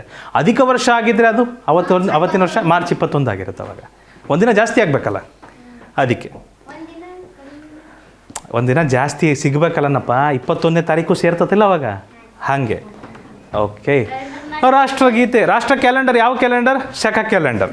ಶಕ ಕ್ಯಾಲೆಂಡರ್. ರಾಷ್ಟ್ರಗೀತೆ ಜನಗಣಮನ ಬರೆದವರು ಯಾರು? ಇದಕ್ಕೆ ಮುಂಚೆ ಏನಂತ ಹೆಸರಿತ್ತು ಗೊತ್ತಾ ಮಕ್ಕಳೇ? ಭಾರತೋ ಭಾಗ್ಯೋ ವಿಧಾತ ಅಂತ ಇತ್ತು. ಭಾರತೋ ಭಾಗ್ಯೋ ವಿಧಾತ ಅಂತ. ಇದನ್ನು ಬರೆದವರು ನಿಮ್ಮ ಪ್ರೀತಿಯ ರವೀಂದ್ರನಾಥ್ ಟ್ಯಾಗೂರ್ ಅವರು. ಇವರಿಗೆ ನೊಬೆಲ್ ಪ್ರಶಸ್ತಿ ಸಹ ಸಿಕ್ಕಿದೆ. ಯಾವ ಕೃತಿಗೆ ರವೀಂದ್ರನಾಥ್ ಟ್ಯಾಗೂರ್ ಅವರಿಗೆ ಏಷ್ಯಾದಲ್ಲೇ ಮೊದಲ ನೊಬೆಲ್ ಪ್ರಶಸ್ತಿ ಸಿಕ್ಕಿತ್ತು? ಯಾವ ಕೃತಿಗೆ? ಗೀತಾಂಜಲಿ. ಯಾವ ಕೃತಿ? ಗೀತಾಂಜಲಿ. ಗೀತಾಂಜಲಿ ಕೃತಿಗೆ ಸಿಕ್ಕಿದೆ ಮಕ್ಕಳೇ. ಭಾರತದವರೇ, ವೆಸ್ಟ್ ಬೆಂಗಾಲ್ನವರು ಅವರೆಲ್ಲ. ಸೊ ಇವ್ರದ್ದು ಈ ಪ್ರಕಟಣೆ ಮೊದಲು ಎಲ್ಲ ಇದು 1911ರಲ್ಲಿ ಮೊದಲ ಬಾರಿಗೆ ಇದನ್ನು ಹಾಡಲಾಗ್ತದೆ. ಆಮೇಲೆ ಇದನ್ನು ತತ್ವಬೋಧಿನಿ ಎಂಬ ಪತ್ರಿಕೆಯಲ್ಲಿ ಮೊದಲ ಬಾರಿ ಪ್ರಕಟಿಸಲಾಗ್ತದೆ. ಅವಾಗೆಲ್ಲ ಈ ಥರ ಹಾಡುಗಳನ್ನು ಹಾಡೋದೇ ಕಷ್ಟ ಇತ್ತು. ಯಾಕಂದರೆ ಬ್ರಿಟಿಷರು ಯಾವುದೂ ಇದಕ್ಕೆ ಅನುಮತಿ ಕೊಡ್ತಾ ಇರ್ತಿದ್ದಿಲ್ಲ. ಆಯಿತಾ? 1911ರಲ್ಲಿ ಮೊದಲ ಬಾರಿ ಜನಗಣಮನ ಹಾಡಲಾಯಿತು. ತತ್ವಬೋಧಿನಿ ಎಂಬ ಪೇಪರಲ್ಲಿ ಇದನ್ನು ಫಸ್ಟ್ ಟೈಮ್ ಪ್ರಿಂಟ್ ಮಾಡ್ತಾರೆ. ಜನಗಳಿಗೆ ಅಲ್ಲಿಂದ ಗೊತ್ತಾಗ್ಲಿಕ್ಕೆ ಶುರುವಾಗ್ತದೆ. ಆಮೇಲೆ ಇಂಗ್ಲೀಷ್ನಲ್ಲಿ ಇದಕ್ಕೆ ಮಾರ್ನಿಂಗ್ ಸಾಂಗ್ ಆಫ್ ಇಂಡಿಯಾ ಅಂತ ಕರಿತಿದ್ರು. ಇಂಗ್ಲೀಷ್ನವರು, ಬ್ರಿಟಿಷರೆಲ್ಲ ಇದಕ್ಕೆ ಮಾರ್ನಿಂಗ್ ಸಾಂಗ್ ಆಫ್ ಇಂಡಿಯಾ ಅಂತ ಕರಿತಿದ್ರು. ನೇತಾಜಿ ಸುಭಾಷ್ ಚಂದ್ರ ಬೋಸ್ ಅವರು ಇದಕ್ಕೆ ರಾಷ್ಟ್ರಗೀತೆ ಎಂದು ನಾಮಕರಣ ಮಾಡಿಬಿಡ್ತಾರೆ. ಅವ್ರೇನಂತಾರೆ ಇದಕ್ಕೆ, ಈ ಗೀತೆಗೆ ರಾಷ್ಟ್ರಗೀತೆ. ಸುಭಾಷ್ ಚಂದ್ರ ಬೋಸ್ ಅವ್ರು ಗೊತ್ತಿದ್ದಾರೆ ಇಲ್ಲ? Very well Subhash Chandra Bose. ಹೌದು. ಮತ್ತು ಈ ರಾಷ್ಟ್ರಗೀತೆನೂ ಸಹ ಹೆಂಗೆ ಬೇಕೋ ಹಂಗೆ ಹಾಡೋಂಗಿಲ್ಲ. ಇದನ್ನು ಹಾಡಬೇಕಾದ್ರೆ ಏನು ಮಾಡಬೇಕು? 52 ಸೆಕೆಂಡಲ್ಲಿ ಹಾಡಬೇಕಂತ ನಿಯಮ ಇದೆ. ಈಗ ಅದು ಕರೆಕ್ಟಾಗಿ 52 ಸೆಕೆಂಡಲ್ಲಿ ಮುಗಿಸೋದು ಕಷ್ಟ ಆಗುತ್ತೆ. 48ರಿಂದ 52 ಸೆಕೆಂಡ್ ಒಳಗೆ ಮುಗಿಬೇಕು. ಅರ್ಥ ಆಯ್ತಾ? ಮತ್ತು ಇದನ್ನು ಹಾಡಬೇಕಾದ್ರೆ ಗೌರವ ಸಲ್ಲಿಸ್ಬೇಕು. ಎಲ್ಲರೂ ಎದ್ದು ನಿಂತ್ಕೊಬೇಕು. ನನಗೆ ಆಶ್ಚರ್ಯ ಆಗೋದಂದರೆ ಮಕ್ಕಳು, ಇವತ್ತಿನ ದಿನಗಳಲ್ಲಿ ಥಿಯೇಟರ್ಗಳಲ್ಲೆಲ್ಲ ಈ ರಾಷ್ಟ್ರಗೀತೆನ ಹಾಕಬೇಕು. ಪಿಕ್ಚರ್ ಸ್ಟಾರ್ಟ್ ಆಗೋಕ್ಕಿಂತ ಮುಂಚೆ ಒಂದು ಸರಿ ರಾಷ್ಟ್ರಗೀತೆನ ಹಾಕಬೇಕಂತ ನಿಯಮ ಇದೆ. ಕೆಲವರು ವಾದ, ರಾಷ್ಟ್ರಗೀತೆ ಹಾಕಿದಾಗ ನಾವು ನಿಂತ್ಕೊಳ್ಳೇಬೇಕಾ? ಅಲ್ಲಪ್ಪ, ನೀವು ಕುಂಟ ಅಥವಾ ಕಾಲು ಮುರಿದಿದೆ, ನಿಂತ್ಕೊಳಕ್ಕಾಗಲ್ಲ, ಏನೋ ತೊಂದರೆ ಆಗಿದೆ, ಅರ್ಥ ಆಗುತ್ತೆ. ಒಂದು 52 ಸೆಕೆಂಡ್ ನಿಂತು ನಿಮ್ಮ ರಾಷ್ಟ್ರಕ್ಕೆ ಗೌರವ ಸಲ್ಲಿಸೋಕ್ಕಾಗಲ್ವಾ? ಅಷ್ಟು ಮಾಡೋಕ್ಕಾಗಲ್ವಾ ನಾವು? ಹಲೋ, ಅಷ್ಟು ಮಾಡೋಕ್ಕಾಗಲ್ವಾ? ಕೆಲವರು ವಾದ ಮಾಡ್ತಾರೆ ಇವಾಗಲೂ, ನಾವು ನಿಲ್ಲೇಬೇಕು ಅದಕ್ಕೆ ಅಂತ. ಎಂಥ ಕಾಲ ನೋಡ್ರಿ ಇವತ್ತು. ಸೊ ಗೌರವದಿಂದ ನಿಂತು ಕರೆಕ್ಟಾಗಿ ಸ್ಟ್ರೈಟಾಗಿ ನಿಂತು ಈ ಹಾಡನ್ನು ಹಾಡಬೇಕಾದ್ರೆ ಗೌರವ ಸಲ್ಲಿಸ್ಬೇಕು. ಇದು ನಿಯಮ ಇದೆ ಮಕ್ಕಳು, ಎಲ್ಲ ಕಡೆ ನಿಯಮ ಅಂತಲ್ರಿ. ನೀವು ಗೌರವ ಕೊಡಬೇಕು ಬೇಡ್ರಿ. ಎಷ್ಟು ಜನ ಸ್ವಾತಂತ್ರ್ಯ ಹೋರಾಟಗಾರರ ಬಗ್ಗೆ ಹೊತ್ತು ನೋಡಿದ್ರಿ? ಅವ್ರು ಎಷ್ಟು ಜನ ಎಂತೆಂಥ ತ್ಯಾಗಗಳನ್ನು ಮಾಡಿದ್ದಾರೆ. ಇದನ್ನೊಂದು ಹಾಡಲಿಕ್ಕೋಸ್ಕರ ಎಷ್ಟು ನಮಗೆ ಕಷ್ಟಪಟ್ಟು ನಮಗೆ ಸ್ವಾತಂತ್ರ್ಯ ಕೊಟ್ಟು ಹೋಗಿದ್ದಾರೆ. ನೀವು ಬರೀ ನಿಲ್ಲಕ್ಕಾಗಂಗಿಲ್ಲ ರೀ. ಹಲೋ, ನಿಲ್ತೀರಿಲ್ಲ? Very good. ಅದನ್ನ ಹೇಳಿಸ್ಕೊಂಬಾರ್ದು ನಾವು ಬೇರೆಯವ್ರ ಹತ್ರ. ಮತ್ತು ರಾಷ್ಟ್ರ, ಇದು ನಾವು ಈಗ ತಾನೇ ನೋಡಿದ್ದು ರಾಷ್ಟ್ರಗೀತೆ. ಇನ್ನೊಂದು ಒಂದು ನಿಮಿಷ, ಇದು ರಾಷ್ಟ್ರಗೀತೆ ಅಂತ ಇದಕ್ಕೆ ಯಾಕೆ ಕರಿತಾ ಇದ್ದಾರೆ? ರಾಷ್ಟ್ರಗಾನ. ಇದು ಮಕ್ಕಳೇ ರಾಷ್ಟ್ರಗೀತೆ ಅಲ್ಲ, ರಾಷ್ಟ್ರಗಾನ. ಆಯಿತಾ? ರಾಷ್ಟ್ರಗೀತೆ ಅಲ್ಲ, ರಾಷ್ಟ್ರಗಾನ. ರಾಷ್ಟ್ರಗಾನ ಬರೆದವರು ಇದು ಒಂದೇ ಮಾತರಂ ಅಂತ ಕೇಳಿದರೆ ಬರುತ್ತಾ ಹಾಡು ನಿಮಗೆ? ಒಂದೇ ಹೇಳ್ಬಿಡಿ ಸಾಕು ಗೊತ್ತಿದ್ರೆ ಒಳ್ಳೆಯದು. ಇದನ್ನು ಬರೆದವ್ರು ಯಾರಪ್ಪ ಅಂದರೆ ರವೀಂದ್ರನಾಥ್ ಟ್ಯಾಗೂರ್ ಅವರಲ್ಲ, ಬಂಕಿಮ್ ಚಂದ್ರ ಚಟರ್ಜಿ ಅವರು. ಇವ್ರ ಹೆಸರೇನು? ಬಂಕಿಮ ಚಂದ್ರ ಚಟರ್ಜಿ. ಇವರು ಸಹ ವೆಸ್ಟ್ ಬೆಂಗಾಲ್ನವ್ರೆ. ಆಯಿತಾ? ಹೌದು. ಆದರೆ ಇವರು ಇದನ್ನು ಎಲ್ಲಿಂದ ತೊಗೊತಾರಂದರೆ, ಆನಂದ ಮಠ ಎಂಬ ಕಾದಂಬರಿ ಇರುತ್ತೆ, ಈ ಕಾದಂಬರಿಯಿಂದ ತೊಗೋತಾರೆ ಈ ಗೀತೆನ. ಆನಂದ ಮಠ ಎಂಬ ಕಾದಂಬರಿ ಇರ್ತದೆ, ಆನಂದ ಮಠ. ಆ ಕಾದಂಬರಿಯಿಂದ ಈ ಒಂದು ಗೀತೆಯನ್ನು ತೊಗೊತಾರೆ. ಇದು ನೀವು ಹೇಳ್ರಿ, ನೀವು ನಿಜ ಹೇಳ್ರಿ, ಈ ರಾಷ್ಟ್ರಗೀತೆನ ಹಾಡಬೇಕಾದ್ರೆ, ಈ ರಾಷ್ಟ್ರಗಾನನ ಹಾಡಬೇಕಾದ್ರೆ ನಿಮಗೆ ಮನಸ್ಸಲ್ಲಿ ಯಾವ ಥರ ಭಾವನೆ ಬರುತ್ತೆ? ಹೆಂಗೆ ಅನಿಸ್ತದೆ ನಿಮಗೆ? ಹೆಮ್ಮೆ ಆಗ್ತದೆ, ರಾಷ್ಟ್ರದ ಪ್ರತಿ ಗೌರವ ಸಲ್ಲಿಸ್ದಂಗೆ ಆಗ್ತದೆ, ಹೌದಲ್ವಾ? ಶಾಂತಿ ಆಗ್ತದೆ. ಓಕೆ, ಇನ್ನು ಏನೇನೋ ಆಗುತ್ತೆ ಅಂತ ಅಂದ್ಬೇಡ್ರಿ ಪ್ಲೀಸ್, ಸಾಕು. ಪ್ರಮುಖ ಮೈಲಿಗಲ್ಲುಗಳು ಇದರಲ್ಲಿ ನೋಡಿದ್ರೆ ಮಕ್ಕಳೇ, ಇದು ಎಲ್ಲಿಂದ ಬಂತು? ಮೊದಲ ಬಾರಿ 1896ರಲ್ಲಿ ಈ ರಾಷ್ಟ್ರಗಾನವನ್ನು ರವೀಂದ್ರನಾಥ್ ಟ್ಯಾಗೂರ್ ಅವರು ಮೊದಲ ಬಾರಿಗೆ ಸಾರ್ವಜನಿಕವಾಗಿ ಹಾಡ್ತಾರೆ. ಟ್ಯಾಗೂರ್ ಅವರು ಹಾಡ್ತಾರೆ ಇದನ್ನು, ಆಯ್ತು ರೀ. ಆಮೇಲೆ ಇದಕ್ಕೆ ಇಂಗ್ಲೀಷಲ್ಲೂ ಅನುವಾದ ಮಾಡ್ತಾರೆ ಇದನ್ನು. ಶ್ರೀ ಅರವಿಂದ್ ಘೋಷ್ ಅಂತ ಒಬ್ರು ಇರ್ತಾರೆ. ಅವರು ಇದನ್ನು ಇಂಗ್ಲೀಷಲ್ಲಿ ಅನುವಾದ ಮಾಡ್ತಾರೆ. ಇದು ಸ್ವಲ್ಪ ನಿಮಗೆ ಬೋರಿಂಗ್ ಅನಿಸ್ಬೋದು, ಆಯಿತಾ. ನಾನು ನಿಮಗೆ ಜಾಸ್ತಿ ಬೋರ್ ಮಾಡಲ್ಲ. ಕೆಲವೊಂದು ವಿಷಯಗಳು ನೆನ್ಪಿಟ್ಕೊಬೇಕು. ಇವನ್ನೆಲ್ಲ ನಮ್ಮ ದೇಶದ ಬಗ್ಗೆ ಏನಪ್ಪ, ನಮ್ಮ ದೇಶದ ಚಿಹ್ನೆಗಳು ಲಾಂಛನಗಳ ಬಗ್ಗೆ ಹೇಳ್ತಾ ಇದ್ದೀವಿ. ಇದು ನಾವು ಓದ್ಲಿಲ್ದಂಗೆ ಮತ್ತೆ ಯಾರು ಓದ್ಬೇಕು? ಬೇರೆಯವ್ರು ಬಂದು ಓದ್ತಾರೆ. ನಾವು ತಿಳ್ಕೊಂಡಿರ್ಬೇಕು ಇದ್ರ ಬಗ್ಗೆ ಎಲ್ಲ. ಅರವಿಂದ್ ಘೋಷ್ ಅವರು ಇದನ್ನು ಅನುವಾದ ಮಾಡ್ತಾರೆ. ಡಾಕ್ಟರ್ ರಾಜೇಂದ್ರ ಪ್ರಸಾದ್ ಅವ್ರೇನು ಹೇಳ್ತಾರೆ, ಒಬ್ಬರು ಡಾಕ್ಟರ್ ರಾಜೇಂದ್ರ ಪ್ರಸಾದ್. ಇವ್ರು ಯಾರು? ಡಾಕ್ಟರ್ ರಾಜೇಂದ್ರ ಪ್ರಸಾದ್ ಭಾರತದ ಮೊದಲ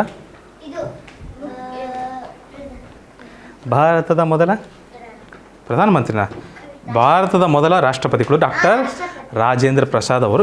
ಇವರೇನು ಹೇಳ್ತಾರೆ ಅಂದರೆ, ರಾಷ್ಟ್ರಗೀತೆಯಾಗಲಿ ರಾಷ್ಟ್ರಗಾನ ಆಗಲಿ ಎರಡನ್ನೂ ಸಮಾನವಾಗಿ ಗೌರವಿಸಬೇಕು, ಎರಡೂ ಹಾಡಬೇಕಾದ್ರೆ ಎದ್ದು ನಿಲ್ಲಬೇಕು ಅಂತ ಹೇಳ್ತಾರೆ ಅವರು, ಆಯ್ತಾ. ಅದಾದಮೇಲೆ ರಾಷ್ಟ್ರಗೀತೆಗೆ ಮತ್ತು ರಾಷ್ಟ್ರಗಾನಗೆ ಸಮಾನ ಗೌರವ ನೀಡಬೇಕು ಅನ್ನೋದು ಹೇಳ್ತಾರೆ. ಓಕೆ, ಬೈ ದ ವೇ, ನೀವು ನಿಮ್ಮ ರಾಷ್ಟ್ರ ಲಾಂಛನಗಳಿಗೆ ಯಾವ ಥರ ಗೌರವ ಸಲ್ಲಿಸ್ಬೋದು ನೀವು?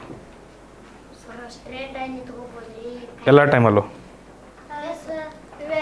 ಮತ್ತೆ ಆಯಿತು, ನಿಮ್ಮ ಕೈಯಲ್ಲಿ ಒಂದು ರಾಷ್ಟ್ರ ಲಾಂಛನ ಕೊಟ್ಟಿರ್ತೀನಿ, ಏನು ಮಾಡ್ತೀರಿ? ಹಾಂ, ಬೀಳಿಸ್ಬಾರ್ದು, ಎಲ್ಲಿ ಬೇಕಲ್ಲಿ ತುಳಿಬಾರ್ದು. ಹೌದು ಹೌದು. ಇನ್ನು ಗೌರವ ಸಲ್ಲಿಸ್ಬೇಕಂದ್ರೆ ಇನ್ನೇನು ಮಾಡ್ಬೋದು? ಸೆಲ್ಯೂಟ್ ಹೊಡಿಬೋದು, ಹೌದಾ? ರೈಟ್. ಹಾಂ, ಸ್ಟೇಟ್ ಸಾಂಗ, ನಾಡಗೀತೆಗೂ ಅದೇ ಥರ ಗೌರವ ಸಲ್ಲಿಸ್ಬೇಕು. ಅದು ಕರ್ನಾಟಕದ ಬಗ್ಗೆ ಓದ್ಬೇಕಾದ್ರೆ ನೋಡ್ತೀವಿ. ಓಕೆ, ಈ ಕರ್ನಾಟಕದಲ್ಲ, ನಮ್ಮ ದೇಶದ ಬಗ್ಗೆ ನೋಡ್ತಾ ಇದ್ದೀವಿ ನಾವು. ಮತ್ತು ನಮ್ಮ ದೇಶದ ದುಡ್ಡಿಗೂ ಸಹ ಲಾಂಛನ ಇದೆ, ಕರೆನ್ಸಿಗೂ ಏನಿದೆ? ರುಪಿ. ಈ ಸಿಂಬಲ್ ನೋಡಿದ್ದೀರಾ ಮಕ್ಕಳೇ? ಅಯ್ಯೋ, ಇವರು ಕಂಡಿಡ್ದವ್ರು ಇವರು ಉದಯ್ ಕುಮಾರ್ ಅವರು. ಮತ್ತು ಯಾವಾಗ ಇದನ್ನು ನಾವು ತೊಗೊಂಡ್ವಿ, ಅಂಗೀಕರಿಸ್ಕೊಂಡ್ವಿ? 2010 ಮಕ್ಕಳೇ, 2010 ಉದಯ್ ಕುಮಾರ್ ಅವರು ಡಿಸೈನ್ ಮಾಡಿದ್ದು. ಇದು ಡಿಸೈನ್ ಭಾರಿ ಚಲೋ ಐತೆ ನೋಡ್ರಿ. ಈ ಡಿಸೈನ್ ಐತಲ್ರಿ, ಇದು ಬಂದಿದ್ದು ಹೇಗಪ್ಪ ಅಂದ್ರೆ ರ ಅಕ್ಷರದಿಂದ. ದೇವನಾಗರಿಯಲ್ಲಿ ರ ಬರೆಯೋಕೆ ಹಿಂಗೆ ಬರೀತಾರೆ, ರ, ಆಯಿತಾ? ದೇವನಾಗರಿ ಲಿಪಿ, ಹಿಂದಿಗೆ ಲಿಪಿ ಇಲ್ಲ, ದೇವನಾಗರಿ ಲಿಪಿ, ರ ಹಿಂಗೆ ಬರೀತಾರೆ. ಓಕೆ, ಆದರೆ ಇದಕ್ಕೆ ನಾನೇನಾದರೂ ಹಿಂಗೆ ಹಾಕ್ಬಿಟ್ರೆ ಏನಾಗ್ತದೆ? ಆರ್ ಆಯ್ತಲ್ಲ, ಇದು ಆರ್. ರುಪಿಗೆ RUP ಹಿಂಗೆ ಬರೀತೀರಲ್ಲ ಇಂಗ್ಲೀಷಲ್ಲಿ. ಸ್ವಲ್ಪ ನಾನು ಇದನ್ನೇನಾದರೂ ಹಿಂಗೆ ಹಾಕಿಬಿಟ್ಟು ಇದನ್ನು ತೆಗೆದುಬಿಟ್ರೆ ಏನಾಯ್ತದೆ? ರ ಆಯ್ತಲ್ಲ. ಹಲೋ, ಹಿಂದಿ ರ ಆಯ್ತಾ? ದೇವನಾಗರಿ ಲಿಪಿ ರ ಆಯಿತು. ಆಮೇಲೆ ನಮ್ಮ ಬಾವುಟದಲ್ಲಿ ಕೇಸರಿ, ಬಿಳಿ, ಹಸಿರುಗೆ ಈ ಥರ ಗೆರೆಗಳಿದ್ದಾವೆ. ನಾವೇನು ಮಾಡಿಬಿಟ್ವಿ, ಉದಯ್ ಕುಮಾರ್ ಅವ್ರು ಮಾಡಿರೋದು ಏನಪ್ಪ ಅಂದರೆ, ರ ಹಿಂಗಿದೆಯಲ್ಲ, ನಮ್ಮ ಫ್ಲ್ಯಾಗಲ್ಲಿ ಬರೋ ರೀತಿ ಈ ಥರ ಗೆರೆ ಎಳೆದ್ಬಿಟ್ರೆ ಹೆಂಗೆ ಕಾಣುತ್ತೆ? ಹಿಂಗೆ ಎಳೆದ್ಬಿಟ್ರೆ ಆ ಫ್ಲ್ಯಾಗಿನ ಗೆರೆಗಳು ಬಂದಂಗೆ ಆಗುತ್ತಿಲ್ಲ? ಸ್ವಲ್ಪ ಪೂರ್ತಿ ಅಲ್ಲ, ಅದೇ ಫ್ಲ್ಯಾಗೇನು ಕಾಣೋಲ್ಲ, ಆ ಥರ ಕಾಣುತ್ತಿಲ್ಲ ಸ್ವಲ್ಪ. ಸೊ ಈ ಥರ ಒಂದು ಯೋಚನೆ ಮಾಡಿ ಈ ರುಪಿ ಚಿಹ್ನೆಯನ್ನು ಉದಯ್ ಕುಮಾರ್ ಅವರು ರ ಮತ್ತು ಆರ್ ಎರಡೂ ಹೋಲಿಕೆ ಆಗುವಂಥ ಈ ಥರ ಮಾಡಿ ಈ ಥರ ಒಂದು ಗೆರೆ ಎಳೆದು ಬಿಡ್ತಾರೆ. ಅದು ರುಪಿ ಚಿಹ್ನೆ ಅಲ್ಲಿಂದ ಉದ್ಭವ ಆಗ್ತದೆ. ಅರ್ಥ ಆಯ್ತಾ? ಹಲೋ, ಗೊತ್ತಾಯ್ತರ ಹೇಗೆ ಡಿಸೈನ್ ಮಾಡಿದ್ರು ಅವರು ಅಂತ? 2010 ಮಾಡ್ತಾರೆ ಮಕ್ಕಳೇ, 2010. ಕೇಳಿ ಪ್ರಶ್ನೆ ಏನಿದೆ ಪ್ರಶ್ನೆ? Any question? ಗಾಳಿ ಚಿಹ್ನೆ ಯಾಕೆ ಅಂದರೆ, ಒಬ್ಬೊಬ್ಬರು ದುಡ್ಡಿಗೆ, ಒಂದೊಂದು ದೇಶದ ದುಡ್ಡಿಗೂ ಅವ್ರದ್ದೇ ಆದ ಚಿಹ್ನೆ ಇದೆ, ಅವ್ರದ್ದೇ ಚಿಹ್ನೆ ಇರುತ್ತೆ. ಯೂರೋಗೆ ಯೂರೋ, ಡಾಲರ್ಗೆ ಡಾಲರ್, ನೋಡಿದಿರಲ್ಲ ಈ ಥರ. ಆಮೇಲೆ ನಮ್ದೇನೂ ಇದ್ದಿದ್ದಿಲ್ಲಮ್ಮ, ನಮ್ದೇನೂ ಇರಲಿಲ್ಲ, ನಾವು ಅದಕ್ಕೆ ನಾವೊಂದು ಚಿಹ್ನೆ ಮಾಡ್ಕೊಂಡ್ವಿ, ರೂಪಾಯಿ ಈ ಥರ. ಓಕೆ, ಗೊತ್ತಿಲ್ಲಪ್ಪ ಪಾಕಿಸ್ತಾನದ ಏನಿದೆ ಅಂತ. ಏನಪ್ಪ ಉಲ್ಟಾ ಮಾಡೋದು ಬೇಡ, ಯಾಕಂದರೆ ಸೀದಾ ಆದರೆ ನಮಗೆಲ್ಲರಿಗೂ ಗೊತ್ತಾಗುತ್ತೆ. ರುಪಿ ಅಂತ ಕರೆಯೋಕ್ಕೆ ಈಸಿ ಆಗ್ತದೆ ಅದಕ್ಕೆ. ಓಕೆ, ಮತ್ತು ಈ 2 ರೇಖೆಯ ಅರ್ಥ ಏನು ಗೊತ್ತಾಯ್ತಲ್ವಾ? 2 ರೇಖೆಯ ಅರ್ಥ ಗೊತ್ತಾಯ್ತಲ್ವಾ? ಸಮಾನಾಂತರ ರೇಖೆಗಳು ತ್ರಿವರ್ಣ ಧ್ವಜವನ್ನು ಪ್ರತಿನಿಧಿಸ್ತವೆ, ಸ್ವಲ್ಪ ಮಟ್ಟಿಗೆ, ಪೂರ್ಣ ಅಲ್ಲ. ಓಕೆ, ಶಾಲೋಜಿ. ಓಹೋ, ರಾಷ್ಟ್ರೀಯ ಪ್ರಾಣಿ ಹುಲಿ. ಓಕೆ, ಹೆಬ್ಬುಲಿ. ಬರೀ ಹುಲಿ ಅಲ್ಲ, ರಾಯಲ್ ಬೆಂಗಾಲ್ ಟೈಗರ್ ಅಂತಾರೆ ಇದಕ್ಕೆ. ರಾಯಲ್ ಬೆಂಗಾಲ್ ಟೈಗರ್ ಇದೆಯಲ್ಲ, ಅದೇ ಬೇರೆ ಪ್ರಜಾತಿ. ಸುಂದರ್ಬನ್ಸ್ ಹತ್ರ ಅಲ್ಲಿ ಕಂಡು ಬರುತ್ತದು. ಇದರ ಹೆಸರು ಪ್ಯಾಂಥರಾ ಟೈಗ್ರಿಸ್ ಅಂತಾರೆ. ಬರ್ಕೊತೀರಾ ಪ್ಲೀಸ್? ಇದರ ವೈಜ್ಞಾನಿಕ ಹೆಸರೇನಿದು? ಪ್ಯಾಂಥರಾ ಟೈಗ್ರಿಸ್ ಅಂತ. ಪ್ಯಾಂಥರಾ ಟೈಗ್ರಿಸ್, ಪ್ಯಾಂಥರಾ ಟೈಗ್ರಿಸ್. ವೈಜ್ಞಾನಿಕ ಹೆಸರು. ಈಗ ನೀವು ಕನ್ನಡ ಭಾಷೆಯಲ್ಲಿ ಹುಲಿ ಅಂತೀರಿ, ಇಂಗ್ಲೀಷ್ನಲ್ಲಿ ಟೈಗರ್ ಅಂತೀರಿ, ಹಿಂದಿಯಲ್ಲಿ ಬೇರೆ ಅಂತಾರೆ, ಮಲಯಾಳಂನಲ್ಲಿ ಬೇರೆ ಅಂತಾರೆ. ಎಲ್ಲರೂ ಬೇರೆ ಬೇರೆ ಹೆಸರು ಹಿಡಿದ್ರೆ ಒಬ್ರಿಗೊಬ್ರು ಏನಾದ್ರು ವಿಜ್ಞಾನಿಗಳು ಮಾತಾಡಬೇಕಂದ್ರೆ ವಿಜ್ಞಾನಿಗಳು ಒಂದು ಹೆಸರಲ್ಲಿ ಕರೀತಾರೆ ಇದನ್ನು ಪ್ಯಾಂಥರಾ ಟೈಗ್ರಿಸ್ ಅಂತ. ಪ್ಯಾಂಥರಾ ಟೈಗ್ರಿಸ್ ನೆನ್ಪಿಟ್ಕೊತೀರಾ ಪ್ಲೀಸ್? ಇದೊಂದೇನಾ? ಇಲ್ಲ, ಈ ಜಾತಿಯಲ್ಲಿ ಭಾಳಷ್ಟು ಹುಲಿಗಳಿರ್ತಾವೆ, ಭಾಳಷ್ಟು ಇರ್ತಾವೆ. ಈಗ ನಮಗೆ ಏನಂತ ಕರೀತಾರೆ ವೈಜ್ಞಾನಿಕವಾಗಿ ಗೊತ್ತಾ ನಿಮ್ಗೆ? ಮನುಷ್ಯರಿಗೆ ಏನಂತ ಕರೀತಾರೆ? ಮನುಷ್ಯ ಅಲ್ಲ, ಹೋಮೋಸೇಪಿಯನ್ಸ್. ನಮ್ಮ ಹೆಸರಿದು, ನಾವು ಪ್ರಾಣಿಗಳು ತಾನೇ, ಭೂಮಿ ಮೇಲಿರೋ ಪ್ರಾಣಿಗಳು. ನಮ್ಮ ಹೆಸರು ವೈಜ್ಞಾನಿಕವಾಗಿ ಏನಿದೆ ಅಂದರೆ ಹೋಮೋಸೇಪಿಯನ್ಸ್ ಅಂತ ಕರೀತಾರೆ. ಈ ಹುಲಿಗೆ ಏನಂತ ಕರೀತಾರೆ? ಅಯ್ಯೋ, ಏನಂದ್ರಮ್ಮ? ಹೋಮ್ ಒಳಗಿರ್ತೀವಿ, ಅದಕ್ಕೆ ಹೋಮೋಸೇಪಿಯನ್ಸ್. ಹಾಂ, ಇದು ಫಸ್ಟ್ ಟೈಮ್ ಕೇಳಿದ್ದು ನಾನು. ಆರಾಧ್ಯ, ನೀನು ಒಳ್ಳೆ ನಾಮಕರಣ ಮಾಡಿಬಿಟ್ಟೆ. ಹೋಮ್ ಒಳಗಿರ್ತೀವಿ, ಅದಕ್ಕೆ ಹೋಮೋಸೇಪಿಯನ್ಸ್. ಹಾಂ, ಇದು ಕಾಡೊಳಗಿರುತ್ತೆ ಸರ್, ಅದಕ್ಕೆ ಕಾಡೋಸೇಪಿಯನ್ಸ್ ಅಂತ ಬೇಕನ? ವಿಚಿತ್ರ. ಆ ಥರ ಅಲ್ಲಮ್ಮ, ವೈಜ್ಞಾನಿಕವಾಗಿ ವಿಜ್ಞಾನಿಗಳು ಹಿಂದೆ ಇಟ್ಟಿದ್ರು ಅದನ್ನು. ಇದು ಟೈಗರು, ಟೈಗರಿಗೆ ಟೈಗ್ರಿಸ್ ಅಂತ ಬಂದಿದೆ. ಮತ್ತು ಪ್ಯಾಂಥರಾ ಅಂತ ಹೆಸರು ಮುಂದೆ ಬರ್ತದೆ. ಪ್ಯಾಂಥರಾ ಟೈಗ್ರಿಸ್ ಇದರ ಹೆಸರು, ಮರಿಬಾರ್ದು. ಓಕೆ, ಸಿಂಹ ಮಾಡ್ಬೋದಿತ್ತು. ಅಶೋಕ ಲಾಂಛನದಲ್ಲಿ ಯಾರಿದ್ದಾರೆ? ಸಿಂಹ ಅಲ್ಲಿದೆ ತಾನೇ, ಮತ್ತು ಅದನ್ನೇ ತಗೊಂಡ್ರೆ ಇಲ್ಲಿ. ನಮ್ಮ ದೇಶದಲ್ಲಿ ಹುಲಿಗಳು ಭಾಳ ಇದ್ವಮ್ಮ, ಕಾಡಲ್ಲಿ ಹೋಗೋಕ್ಕೆ ಹೆದರ್ತಿದ್ರು ಅವಾಗ. ಇವಾಗೆಲ್ಲ ನೀವು ಸುತ್ತಮುತ್ತ ನೋಡಿದ್ರೆ ಎಲ್ಲ ತೋಟ, ಗದ್ದೆ, ಮನೆ, ಊರುಗಳು ಕಾಣ್ತವೆ. ಆವತ್ತಿನ ಕಾಲದಲ್ಲಿ ಒಂದು ಊರಿಂದ ಇನ್ನೊಂದು ಊರಿಗೆ ಹೋಗ್ಬೇಕಂದ್ರೆ 10 ಜನ ಹೋದ್ರಂದರೆ 8 ಜನ ಅಷ್ಟೇ ವಾಪಸ್ ಬರ್ತಿದ್ರು. ಇಬ್ಬರು ಹುಲಿಗಳಿಗೆ ಹೋದ್ರು ಅಂತ ಹೇಳ್ಬಿಡೋರು ಅವಾಗ. ಭಾಳ ಕಷ್ಟ ಇತ್ತು. ಹುಲಿಗಳು ಎಲ್ಲಿ ಬೇಕಲ್ಲಿ ಸಿಗ್ತಿದ್ವು, ಬೆಕ್ಕಿನ ಮರಿಗಳ ಥರ ಸಿಕ್ಬಿಡುವು ಹುಲಿಗಳು ಅವಾಗ. ಅಷ್ಟೊಂದು ಇದ್ವು ಹುಲಿಗಳು ನಮ್ಮ ದೇಶದಲ್ಲಿ. ಆಯಿತು ಮಕ್ಕಳೇ, ನಿಮಗೇನಾದರೂ ಹುಲಿ ಅಂತ ಗರ್ಜಿಸಕ್ಕೆ ಬರುತ್ತಾ? ಹಾಂ,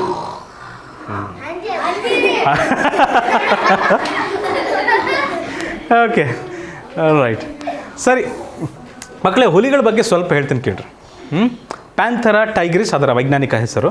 ನೋಡಿದ್ವಿ, ಸಾಕು ಸಾಕು. ಇದ್ಯಾವ್ದಿದು ಹೊಸ ಹೊಸ ಪ್ರಾಣಿಗಳು? ನಾವು ಹುಲಿ ಕೇಳಿದ್ರೆ ಏನೇನೋ ಬರ್ತಾ ಇದ್ದಾವೆ. ಸಾಕು, ಹಲೋ ಹಲೋ ಹಲೋ, ಸಾಕು ಮಕ್ಕಳೇ. 1973ರಲ್ಲಿ ಈ ಹುಲಿಗಳ ಸಂಖ್ಯೆ ಭಾಳ ಇದ್ವು. ಆದರೆ ಅದರ ಚರ್ಮಕ್ಕಾಗಿ, ಅದರ ಉಗುರಿಗಾಗಿ, ಅದರ ಭಾಗ್ಯ, ಅದರ ಹಲ್ಲಿಗಾಗಿ ಏನು ಮಾಡಿಬಿಟ್ರು? ತೃಪ್ತಿ ಬೇಟೆ ಆಡ್ಲಿಕ್ಕೆ ಶುರು ಮಾಡಿಬಿಡ್ತಾರೆ. ತೃಪ್ತಿ ಅಲ್ಲ, ಸಾರಿ, ರಕ್ಷಾ, ಮಾತಾಡಬೇಡಮ್ಮ ರಕ್ಷಾ ಪ್ಲೀಸ್. ಅದನ್ನು ಭಾಳ ಯಥೇಚ್ಛವಾಗಿ ಬೇಟೆ ಆಡ್ತಾ ಆಡ್ತಾ ಆಡ್ತಾ ಏನಾಗ್ಬಿಡುತ್ತೆ, ಅದರ ಸಂಖ್ಯೆ ಭಾಳ ಕಡಿಮೆ ಆಗ್ತಾ ಹೋಗ್ತದೆ. ಇದು ಕಡಿಮೆ ಆದರೆ ಮಕ್ಕಳೇ ಕಾಡೇ ಇಲ್ಲ. ಕೀ ಸ್ಟೋನ್ ಸ್ಪೀಸೀಸ್ ಅಂತೀವಿ ಇವಕ್ಕೆ ನಾವು. ಕೆಲವೊಂದು ಪ್ರಾಣಿಗಳು ಅವಿಲ್ಲ ಅಂದರೆ ಕಾಡೇ ಇಲ್ಲ.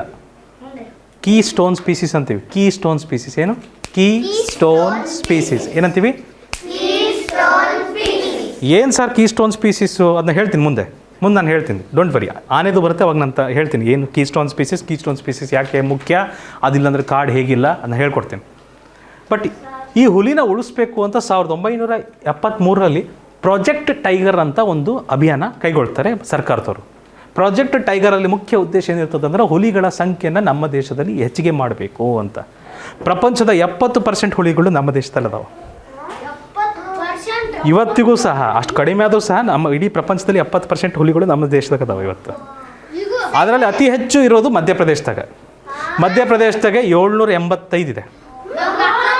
ಕರ್ನಾಟಕ ಸೆಕೆಂಡ್ ಪ್ಲೇಸ್ ಯಾರಿಗಿದೆ ಅಂದರೆ ಕರ್ನಾಟಕದಲ್ಲಿದೆ. ಕರ್ನಾಟಕದಲ್ಲಿ ಸೆಕೆಂಡ್ ಪ್ಲೇಸ್ ಇರೋದು ಹುಲಿಗಳು. ಕಾಡೆಲ್ಲಿದೆ?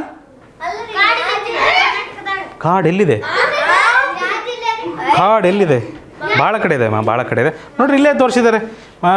ಕರ್ನಾಟಕದಲ್ಲಿ ಬಂಡೀಪುರ, ಭದ್ರಾ, ಕಾಲಿ, ನಾಗರಹೊಳೆ, ಬಿಳಿಗಿರಿ ರಂಗಸ್ವಾಮಿ ಟೆಂಪಲ್, ಇಂತಿಷ್ಟು ಜಾಗಗಳಲ್ಲಿ ಹುಲಿಗಳು ನಮ್ಮ ರಾಜ್ಯದಲ್ಲಿ ಇದ್ದಾವೆ. 5 ಜಾಗ. ಒಟ್ಟು ಇಡೀ ಇಂಡಿಯಾ ನೋಡಿದ್ರೆ 50 ಜಾಗ ಬರ್ತವೆ. ಈ ಥರ 50 ಜಾಗಗಳಲ್ಲಿ ಹುಲಿಗಳಿದ್ದಾವೆ. ಅಲ್ಲರಿ, ಇವತ್ತು 50 ಜಾಗ. ಆವತ್ತಿನ ಕಾಲದಲ್ಲಿ ಎಲ್ಲಿ ಕಂಡ್ರು ಹುಲಿಗಳೇ. ಇಲ್ಲಲ್ಲಪ್ಪ, ಊರಿಂದ ಹೊರಗೆ ಹೋದ್ರೆ ಆಯಿತಾ, ಇರ್ಬೋದು, ಗೊತ್ತಿಲ್ಲ, ಏನಾದರೂ ಇರ್ಬೋದು. ಲಾಂಛನಗಳ ಬಗ್ಗೆ ಓದ್ತಾ ಇದ್ದೀವಿ. ದಯಮಾಡಿ ನನಗೆ ಸ್ವಲ್ಪ ಅನುಮತಿ ಕೊಟ್ಟರೆ ತಾವುಗಳು. ಸೊ ಒಟ್ಟಾರೆ ಭಾರತದಲ್ಲಿ 50 ಈ ಥರ ಟೈಗರ್ ರಿಸರ್ವ್ಸ್ ಇದೆ, ಹುಲಿ ಸಂರಕ್ಷಿತ ಪ್ರದೇಶಗಳಿದ್ದಾವೆ. ಅದರಲ್ಲಿ ಕರ್ನಾಟಕದಲ್ಲಿ 5 ಇದ್ದಾವೆ. ಯಾವುದಿದೆ? ಬಂಡೀಪುರ, ಭದ್ರಾ, ಕಾಳಿ, ನಾಗರಹೊಳೆ, ಬಿಳಿಗಿರಿ ರಂಗಸ್ವಾಮಿ ಮಂದಿರ ಈ ಜಾಗಗಳಲ್ಲಿ ಕಂಡು ಬರ್ತದೆ. ಅತಿ ಹೆಚ್ಚು ಹುಲಿಗಳಿರೋದೆಲ್ಲಿ? ನಾನು ಹೇಳಿದ್ದೆ ನಿಮಗೆ, ಪನ್ನ ಅಂತ ಒಂದು ಜಾಗ ಬರುತ್ತೆ, ವಜ್ರದ ಗಣಿ ಬರುತ್ತೆ, ಅಲ್ಲೇ ಹುಲಿ ಅಭಯಾರಣ್ಯನೂ ಸಹ ಇದೆ, ಒಂದು ಟೈಗರ್ ರಿಸರ್ವ್ ಇದೆ. ನೀವೇ ಬ್ರೇಕ್ಫಾಸ್ಟ್ ಅದಕ್ಕೆ, ನೀವೇ ಬ್ರೇಕ್ಫಾಸ್ಟು, ಡಿನ್ನರ್, ಲಂಚ್ ಎಲ್ಲ ನೀವು ಹೋಗಿ ನೋಡ್ರಿ, ಹುಲಿ ಮುಂದೆ ಸ್ನ್ಯಾಕ್ಸ್ ಮಾಡ್ತದ.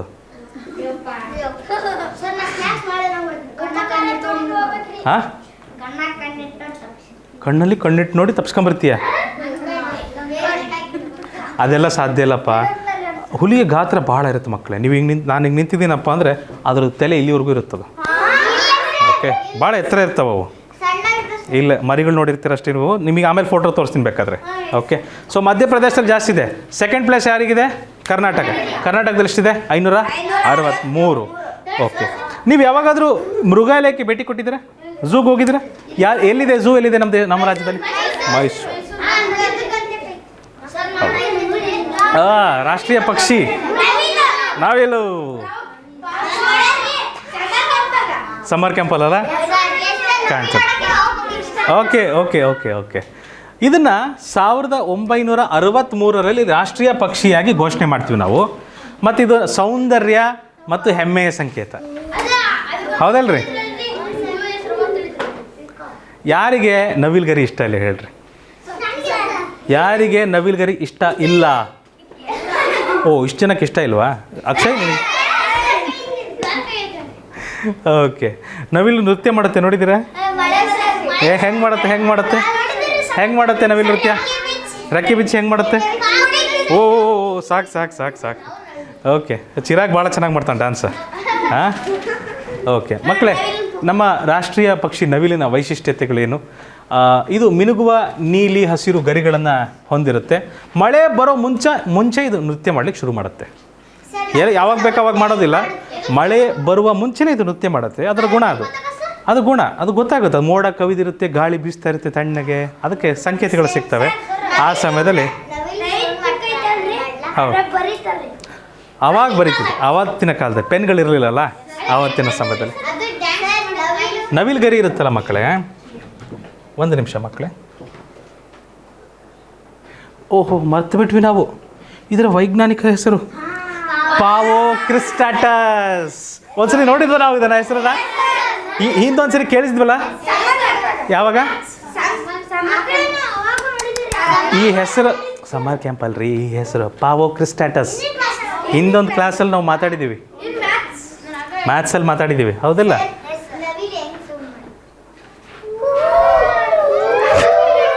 ನನಗೆ ಗೊತ್ತಿಲ್ಲಪ್ಪ, ನೀವು ಚೆನ್ನಾಗಿ ಮಾಡ್ತಿದ್ದೀರಿ. ಆದರೆ ಮಕ್ಕಳೇ, ಇದು ನೋಡಿ, ನೀವು ನವಿಲ್ಗರಿ ನೋಡಿ ಎಷ್ಟು ರೀತಿ ಬಣ್ಣ ಕಾಣುತ್ತೆ ನೋಡ್ರಿ. ರೇಂಬೋ ಕಂಡಂಗೆ ಆಗುತ್ತದು, ಹೌದಾ? ಕೆಲವ್ರು ಏನು ಮಾಡ್ತಾರೆ, ಈ ನವಿಲ್ಗರಿದು ಇದೇನಾದರೂ ಪುಕ್ಕ ಇತ್ತಂದ್ರೆ ಅದನ್ನು ಬೊಕ್ಕೊಳಗಿಟ್ಟು ಅದನ್ನು ಮರಿ ಆಗ್ತದೆ, ಏನೇನೋ ಮಾಡ್ತಾರೆ. ಆಮೇಲೆ ನವಿಲ್ಗರಿ ಈ ಪೈಪ್ ಇರುತ್ತಲ್ಲ, ಹಿಂಗೋಗಿ ಈ ಗರಿಗಳೆಲ್ಲ ಹಿಂಗೆ ಬಂದು ಆಮೇಲೆ ಇಲ್ಲಿ ಥರ ಬಂದು ಈ ಥರ ಎಲ್ಲ ಇರುತ್ತಲ್ಲ, ಇದು ಕಣ್ಣು ಇಲ್ಲಿರುತ್ತೆ ಈ ಥರ. ಸೊ ಅದಕ್ಕಿರುತ್ತಮ್ಮ, ಬೆಳೆದಿರುತ್ತವೆ ಪಕ್ಷಿಯಿಂದ. ಇದು ಮುಂದಿರುತ್ತಲ್ಲ, ಇದನ್ನು ಈ ಥರ ಕಟ್ ಮಾಡ್ತಾರೆ ಹಿಂಗೆ, ಈ ಥರ. ಸೊ ಇದನ್ನು ಎದ್ದಾಗ ಇಲ್ಲೊಂದು ತೂತು ಮಾಡಿರ್ತಾರೆ. ಇಂಕೇನಾಗುತ್ತೆ, ಇಲ್ಲೊಂದು ತೂತು ಮಾಡಿರ್ತಾರೆ. ಇಲ್ಲಿರಲ್ಲ ತೂತು, ಇಲ್ಲಿರುತ್ತೆ. ಎಲ್ಲಿ ಹಿಡ್ಕೊತಾರಲ್ಲ, ಹಿಡ್ಕೊಳೋ ಜಾಗದಲ್ಲಿ ಒಂದು ತೂತಿರುತ್ತೆ. ಅದನ್ನು ಎದ್ದಿದ ನಂತರ ಇಂಕ್ ಅದರೊಳಗೆ ಸೇರುತ್ತೆ. ಆ ತೂತನ್ನು ಮುಚ್ಚಿಬಿಟ್ರೆ ಇಂಕ್ ಅದರೊಳಗೆ ಉಳಿಯುತ್ತೆ. ಬರಿಬೇಕಾದ್ರೆ ಸ್ವಲ್ಪ ಕೈ ಜರಗ್ಸ್ಕೊಂತ ಬರಿತಾ ಹೋಗ್ತಾರೆ. ಇಂಕ್ ಪೇಪರ್ ಮೇಲೆ ಮೂಡ್ತಾ ಹೋಗುತ್ತೆ. ಆ ಥರ ಇರುತ್ತದೆ ಆಯಿತಾ? ಅಂದರೆ ಆವತ್ತಿನ ಕಾಲದಲ್ಲಿ ಪೆನ್ಗಳೆಲ್ಲ ಇರಲಿಲ್ಲಲ್ಲ. ಬರೀ ನವಿಲ್ಗರಿ ಅಷ್ಟೇ ಅಲ್ಲ, ಬೇರೆ ಯಾವುದಾದ್ರೂ ಪಕ್ಷಿ ಪುಕ್ಕದ ಪೈಪ್ ಅದಿರ್ತದಲ್ಲ ಮಧ್ಯದಲ್ಲಿ, ಯಾವುದು ಜಾಸ್ತಿ ದೊಡ್ಡದಿತ್ತು ಅಂತಹ ಗರಿಗಳನ್ನು ಬಳಸ್ತಾಯಿದ್ರು. ಎಷ್ಟು ಬಣ್ಣ ನೀನೇ ಎಣಿಸ್ಬೇಕಪ್ಪ, ನನಗೆ ಗೊತ್ತಿಲ್ಲ. ಭಾಳ ವೈವಿಧ್ಯಮಯವಾಗಿದೆ. ಬನ್ನಿ, ನಮ್ಮ ರಾಷ್ಟ್ರೀಯ ನದಿ ಗಂಗಾ ನದಿ ಮಕ್ಕಳೇ ನಮ್ಮ ದೇಶದ ಅತ್ಯಂತ ಉದ್ದವಾದ ನದಿ. ಸುಮಾರು 2525 ಕಿಲೋಮೀಟ್ರ್ ಹೋಗ್ತದೆ. ಆಮೇಲೆ ಗಂಗಾ ನದಿನ ಭಾಳ ಪವಿತ್ರ ನದಿ ಅಂತಲೂ ಪರಿಗಣಿಸ್ತಾರೆ. ಗಂಗೆ ಸ್ನಾನ ತುಂಗೆ ಪಾನ ಅಂತ, ತುಂಗೆ ನದಿ ಕುಡಿಬೇಕು, ಗಂಗೆಯಲ್ಲಿ ಸ್ನಾನ ಮಾಡಬೇಕು ಒಂದು ಸರಿ ಪವಿತ್ರರಾಗ್ತೀರಾ ಅಂತ ಹೇಳ್ತಾರೆ. ಕೇಳಿದ್ದೀರಾ? ಅಗಲ ಇದೆ, ಉದ್ದ ಇಲ್ಲ. ಆಮೇಲೆ ಗಂಗಾ ನದಿ ಎಲ್ಲೆಲ್ಲಿ ಬರುತ್ತಲ್ಲಪ್ಪ, ಎಲ್ಲಿ ಹುಟ್ಟುತ್ತೆ ಗಂಗಾ ನದಿ? ಹೆಸರು ಹಿಮಾಚಲ ಪ್ರದೇಶ ಅಲ್ಲ, ಉತ್ತರಾಖಂಡ್. ಅಲ್ಲಿ ಯಾವ ಊರು? ಗಂಗೋತ್ರಿ. ಗಂಗಾ ಹುಟ್ಟೋದು ಗಂಗೋತ್ರಿಯಲ್ಲಿ, ಯಮುನಾ ಹುಟ್ಟೋದು ಯಮುನೋತ್ರಿಯಲ್ಲಿ. ನೆನಪಿರ್ಬೇಕಿದು, ಆಯಿತಾ? ನಿಮ್ಮೂರಲ್ಲಿ ಯಾವ್ದಾದ್ರು ನದಿ ಹರಿಯುತ್ತಾ? ನಾವು ಊರಿಂದ ಹೇಳ್ತಾ ಇರೋದು. ಗಂಗಾ ನದಿ ಹುಟ್ಟೋದು ಗಂಗೋತ್ರಿಯಲ್ಲಿ ಮಕ್ಕಳೇ, ಆಯಿತಾ? ಹಿಮ ಕರಗಿ ನೀರಾಗಿ ಹರಿದು ಬರುತ್ತೆ. ನೋಡಪ್ಪ, ಪವಿತ್ರ ನದಿ ಅಂತ ಯಾಕೆ ಕರೀತಾರೆ ಅಂದರೆ, ಹಿಮಾಲಯದ ಗಂಗೋತ್ರಿಯಿಂದ ಶುರುವಾಗಿ ಹಿಂಗೆ ಬರ್ತಾ ಇರುತ್ತಲ್ಲ, ಈ ದಾರಿ ಉದ್ದಕ್ಕೂ ಸಾಕಷ್ಟು ದೇವಸ್ಥಾನಗಳಿದ್ದಾವೆ. ಈ ನದಿ ತೀರದಲ್ಲಿ ಸಾಕಷ್ಟು ದೇವಸ್ಥಾನಗಳಿದ್ದಾವೆ, ಆಯಿತಾ? ಆಧ್ಯಾತ್ಮಿಕ ಚಟುವಟಿಕೆಗಳು, ಭಾಳಷ್ಟು ಕ್ರಿಯೆಗಳನ್ನೆಲ್ಲ ನದಿ ಜೊತೆಗೆ ತಲತಲಾಂತರದಿಂದ ಮಾಡ್ಕೊತ ಬಂದಿದ್ದಾರಲ್ಲ, ಅವತ್ತಿಂದನೂ ಅದಕ್ಕೆ ಭಾಳಷ್ಟು ಕೆಲಸಗಳು, ಪೂಜನೀಯ ಕೆಲಸಗಳೆಲ್ಲ ಆಗ್ತಿರೋದ್ರಿಂದ ಅದಕ್ಕೆ ಪವಿತ್ರ ನದಿ ಅಂತ ಹೆಸರು ಬಂದಿದೆ. ಅಷ್ಟೇ ಅಲ್ಲ, ಗಂಗಾ ನದಿಗೆ ಹಿಂದೆ, ಇವತ್ತಂತೂ ಇಲ್ಲ, ಇವತ್ತೆಲ್ಲ ಕೊಳಕು ಮಾಡಿಬಿಟ್ಟಿದ್ದಾರೆ, ಹಿಂದೆ ಔಷಧೀಯ ಗುಣಗಳಿದ್ವು. ಹಿಮಾಲಯದಿಂದ ಹಿಮ ಕರಗಿ ನೀರಾಗಿ ಹರಿತಾ ಹರಿತಾ ಬರ್ತಾ ಇದೆ. ದಾರಿಯಲ್ಲೆಲ್ಲ ಔಷಧೀಯ ಗಿಡಗಳಿರ್ತಾವೆ. ಆ ಔಷಧೀಯ ಗಿಡಗಳ ಬೇರು, ಎಲೆಗಳ ಸಂದಿಯಲ್ಲಿ ಬರ್ತದಲ್ಲ ನೀರು, ಆ ಔಷಧೀಯ ಗಿಡದ ಮೂಲಿಕೆ, ಗಿಡದ ಗುಣಗಳನ್ನೆಲ್ಲ ಆ ನೀರಲ್ಲಿ ಬರ್ತಾ ಇರ್ತವೆ ಜೊತೆಗೆ. ಅರ್ಥ ಆಯ್ತಾ? ಅರ್ಥ ಆಗ್ತಿದೆಯಾ? ಸೊ ಆ ನೀರು ಕುಡಿದ್ರೆ ಒಳ್ಳೇದಾಗ್ತಿತ್ತು ಅವಾಗ. ಆದರೆ ಇವತ್ತು ನೀರು ಕುಡಿದ್ರೆ ಆಸ್ಪತ್ರೆಯಲ್ಲಿ ಇರ್ಬೇಕು ನೀವು. ಎಲ್ಲ ಗಂಗೆ ಸ್ನಾನ ಮಾಡ್ತಾರೆ ಸರಿ, ಬಟ್ ಎಲ್ಲ ಕಸ ಎಸೆಯೋದು, ಪೂಜೆ ವಸ್ತುಗಳನ್ನೆಲ್ಲ ಅದರಲ್ಲೇ ಹಾಕೋದು.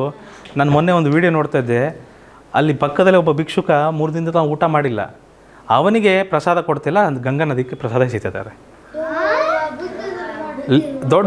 ದೊಡ್ಡದೊಂದು ಟ್ಯಾಂಕ್ ಕ್ಯಾನ್ ಒಂದು ಹಾಲು ತಂದುಬಿಟ್ಟು ಹಾಲನ್ನ ಗಂಗಾ ನದಿಗೆ ಸುರಿತಾ ಇದ್ದಾರೆ. ಅದರಲ್ಲಿ ಸುರಿದ್ರೆ ಮೀನುಗಳು ಬದುಕ್ತಾವೆ, ಅದರಲ್ಲಿ ಹಾಲೆಲ್ಲ ಸುರಿದ್ರೆ. ಅಷ್ಟು ಸಹ ಬುದ್ಧಿ ಇಲ್ಲ. ಗಂಗಾ ನದಿಗೆ ಅರ್ಪಿಸ್ತಾ ಇದ್ದೀನಿ ಅಂತ ಸುರಿದು ಬಿಡೋದು. ಮಕ್ಕಳೇ, ನಮ್ಮ ಜನರೇಷನ್ನವರು, ನಮ್ಮ ವಯಸ್ಸಿನ ಜನ ನದಿಗಳನ್ನು ಎಲ್ಲದನ್ನು ಹಾಳು ಮಾಡಿಬಿಟ್ಟಿದ್ದಾರೆ. ನಿಮಗದು ಉಳಿಸ್ತೀವೋ ಇಲ್ಲ ಗೊತ್ತಿಲ್ಲ. ನಾವು ನಿಮ್ಮ ಟೈಮಲ್ಲಿ ಭಾಳಷ್ಟು ನದಿಗಳು ಬತ್ತೋಗಿರ್ತಾವೆ ನೀವು ದೊಡ್ಡರಾಗಷ್ಟೊತ್ತಿಗೆ. ಕನಿಷ್ಠ ನೀವಾದರೂ ದೊಡ್ಡರಾದಮೇಲೆ ಈ ನದಿಗಳನ್ನೆಲ್ಲ ಉಳಿಸ್ಕೊಂಡು ಬೆಳೆಸ್ಕೊಂಡು ಹೋಗ್ಬೇಕು, ಆಯಿತಾ? ಹಾಂ, ನದಿನ ಹಾಗೆ ಕ್ಲೀನ್ ಮಾಡೋಕ್ಕಾಗಲ್ಲಮ್ಮ, ಆಯಿತಾ? ಕೆಲವೊಂದು ಜೀವಿಗಳಿರ್ತವೆ, ಅದರಲ್ಲಿ ಮೀನುಗಳಿರ್ತವೆ, ಕೆಲವು ಭಾಳ ಸ್ಪೆಷಲ್ ಜೀವಿಗಳಿರ್ತವೆ. ಒಂದು ಸಾರಿ ಹೋಗ್ಬಿಟ್ಟು ಅಂದರೆ ಮತ್ತೆ ಬರೋದಿಲ್ಲ. ಎಷ್ಟು ಹೋಗಿದಾವೋ ಗೊತ್ತಿಲ್ಲ ಇವಾಗ. ಎನಿವೇಸ್, ಇದು ಗಂಗಾ ನದಿ ಗಂಗೋತ್ರಿಯಲ್ಲಿ ಹುಟ್ಟಿ ಸೀದಾ ಹೋಗಿ ಎಲ್ಲಿ ಸೇರುತ್ತೆ? ಬೇ ಆಫ್ ಬೆಂಗಾಲ್, ಬಂಗಾಳ ಕೊಲ್ಲಿಗೆ ಹೋಗಿ ಸೇರ್ತದೆ. ಓಕೆ,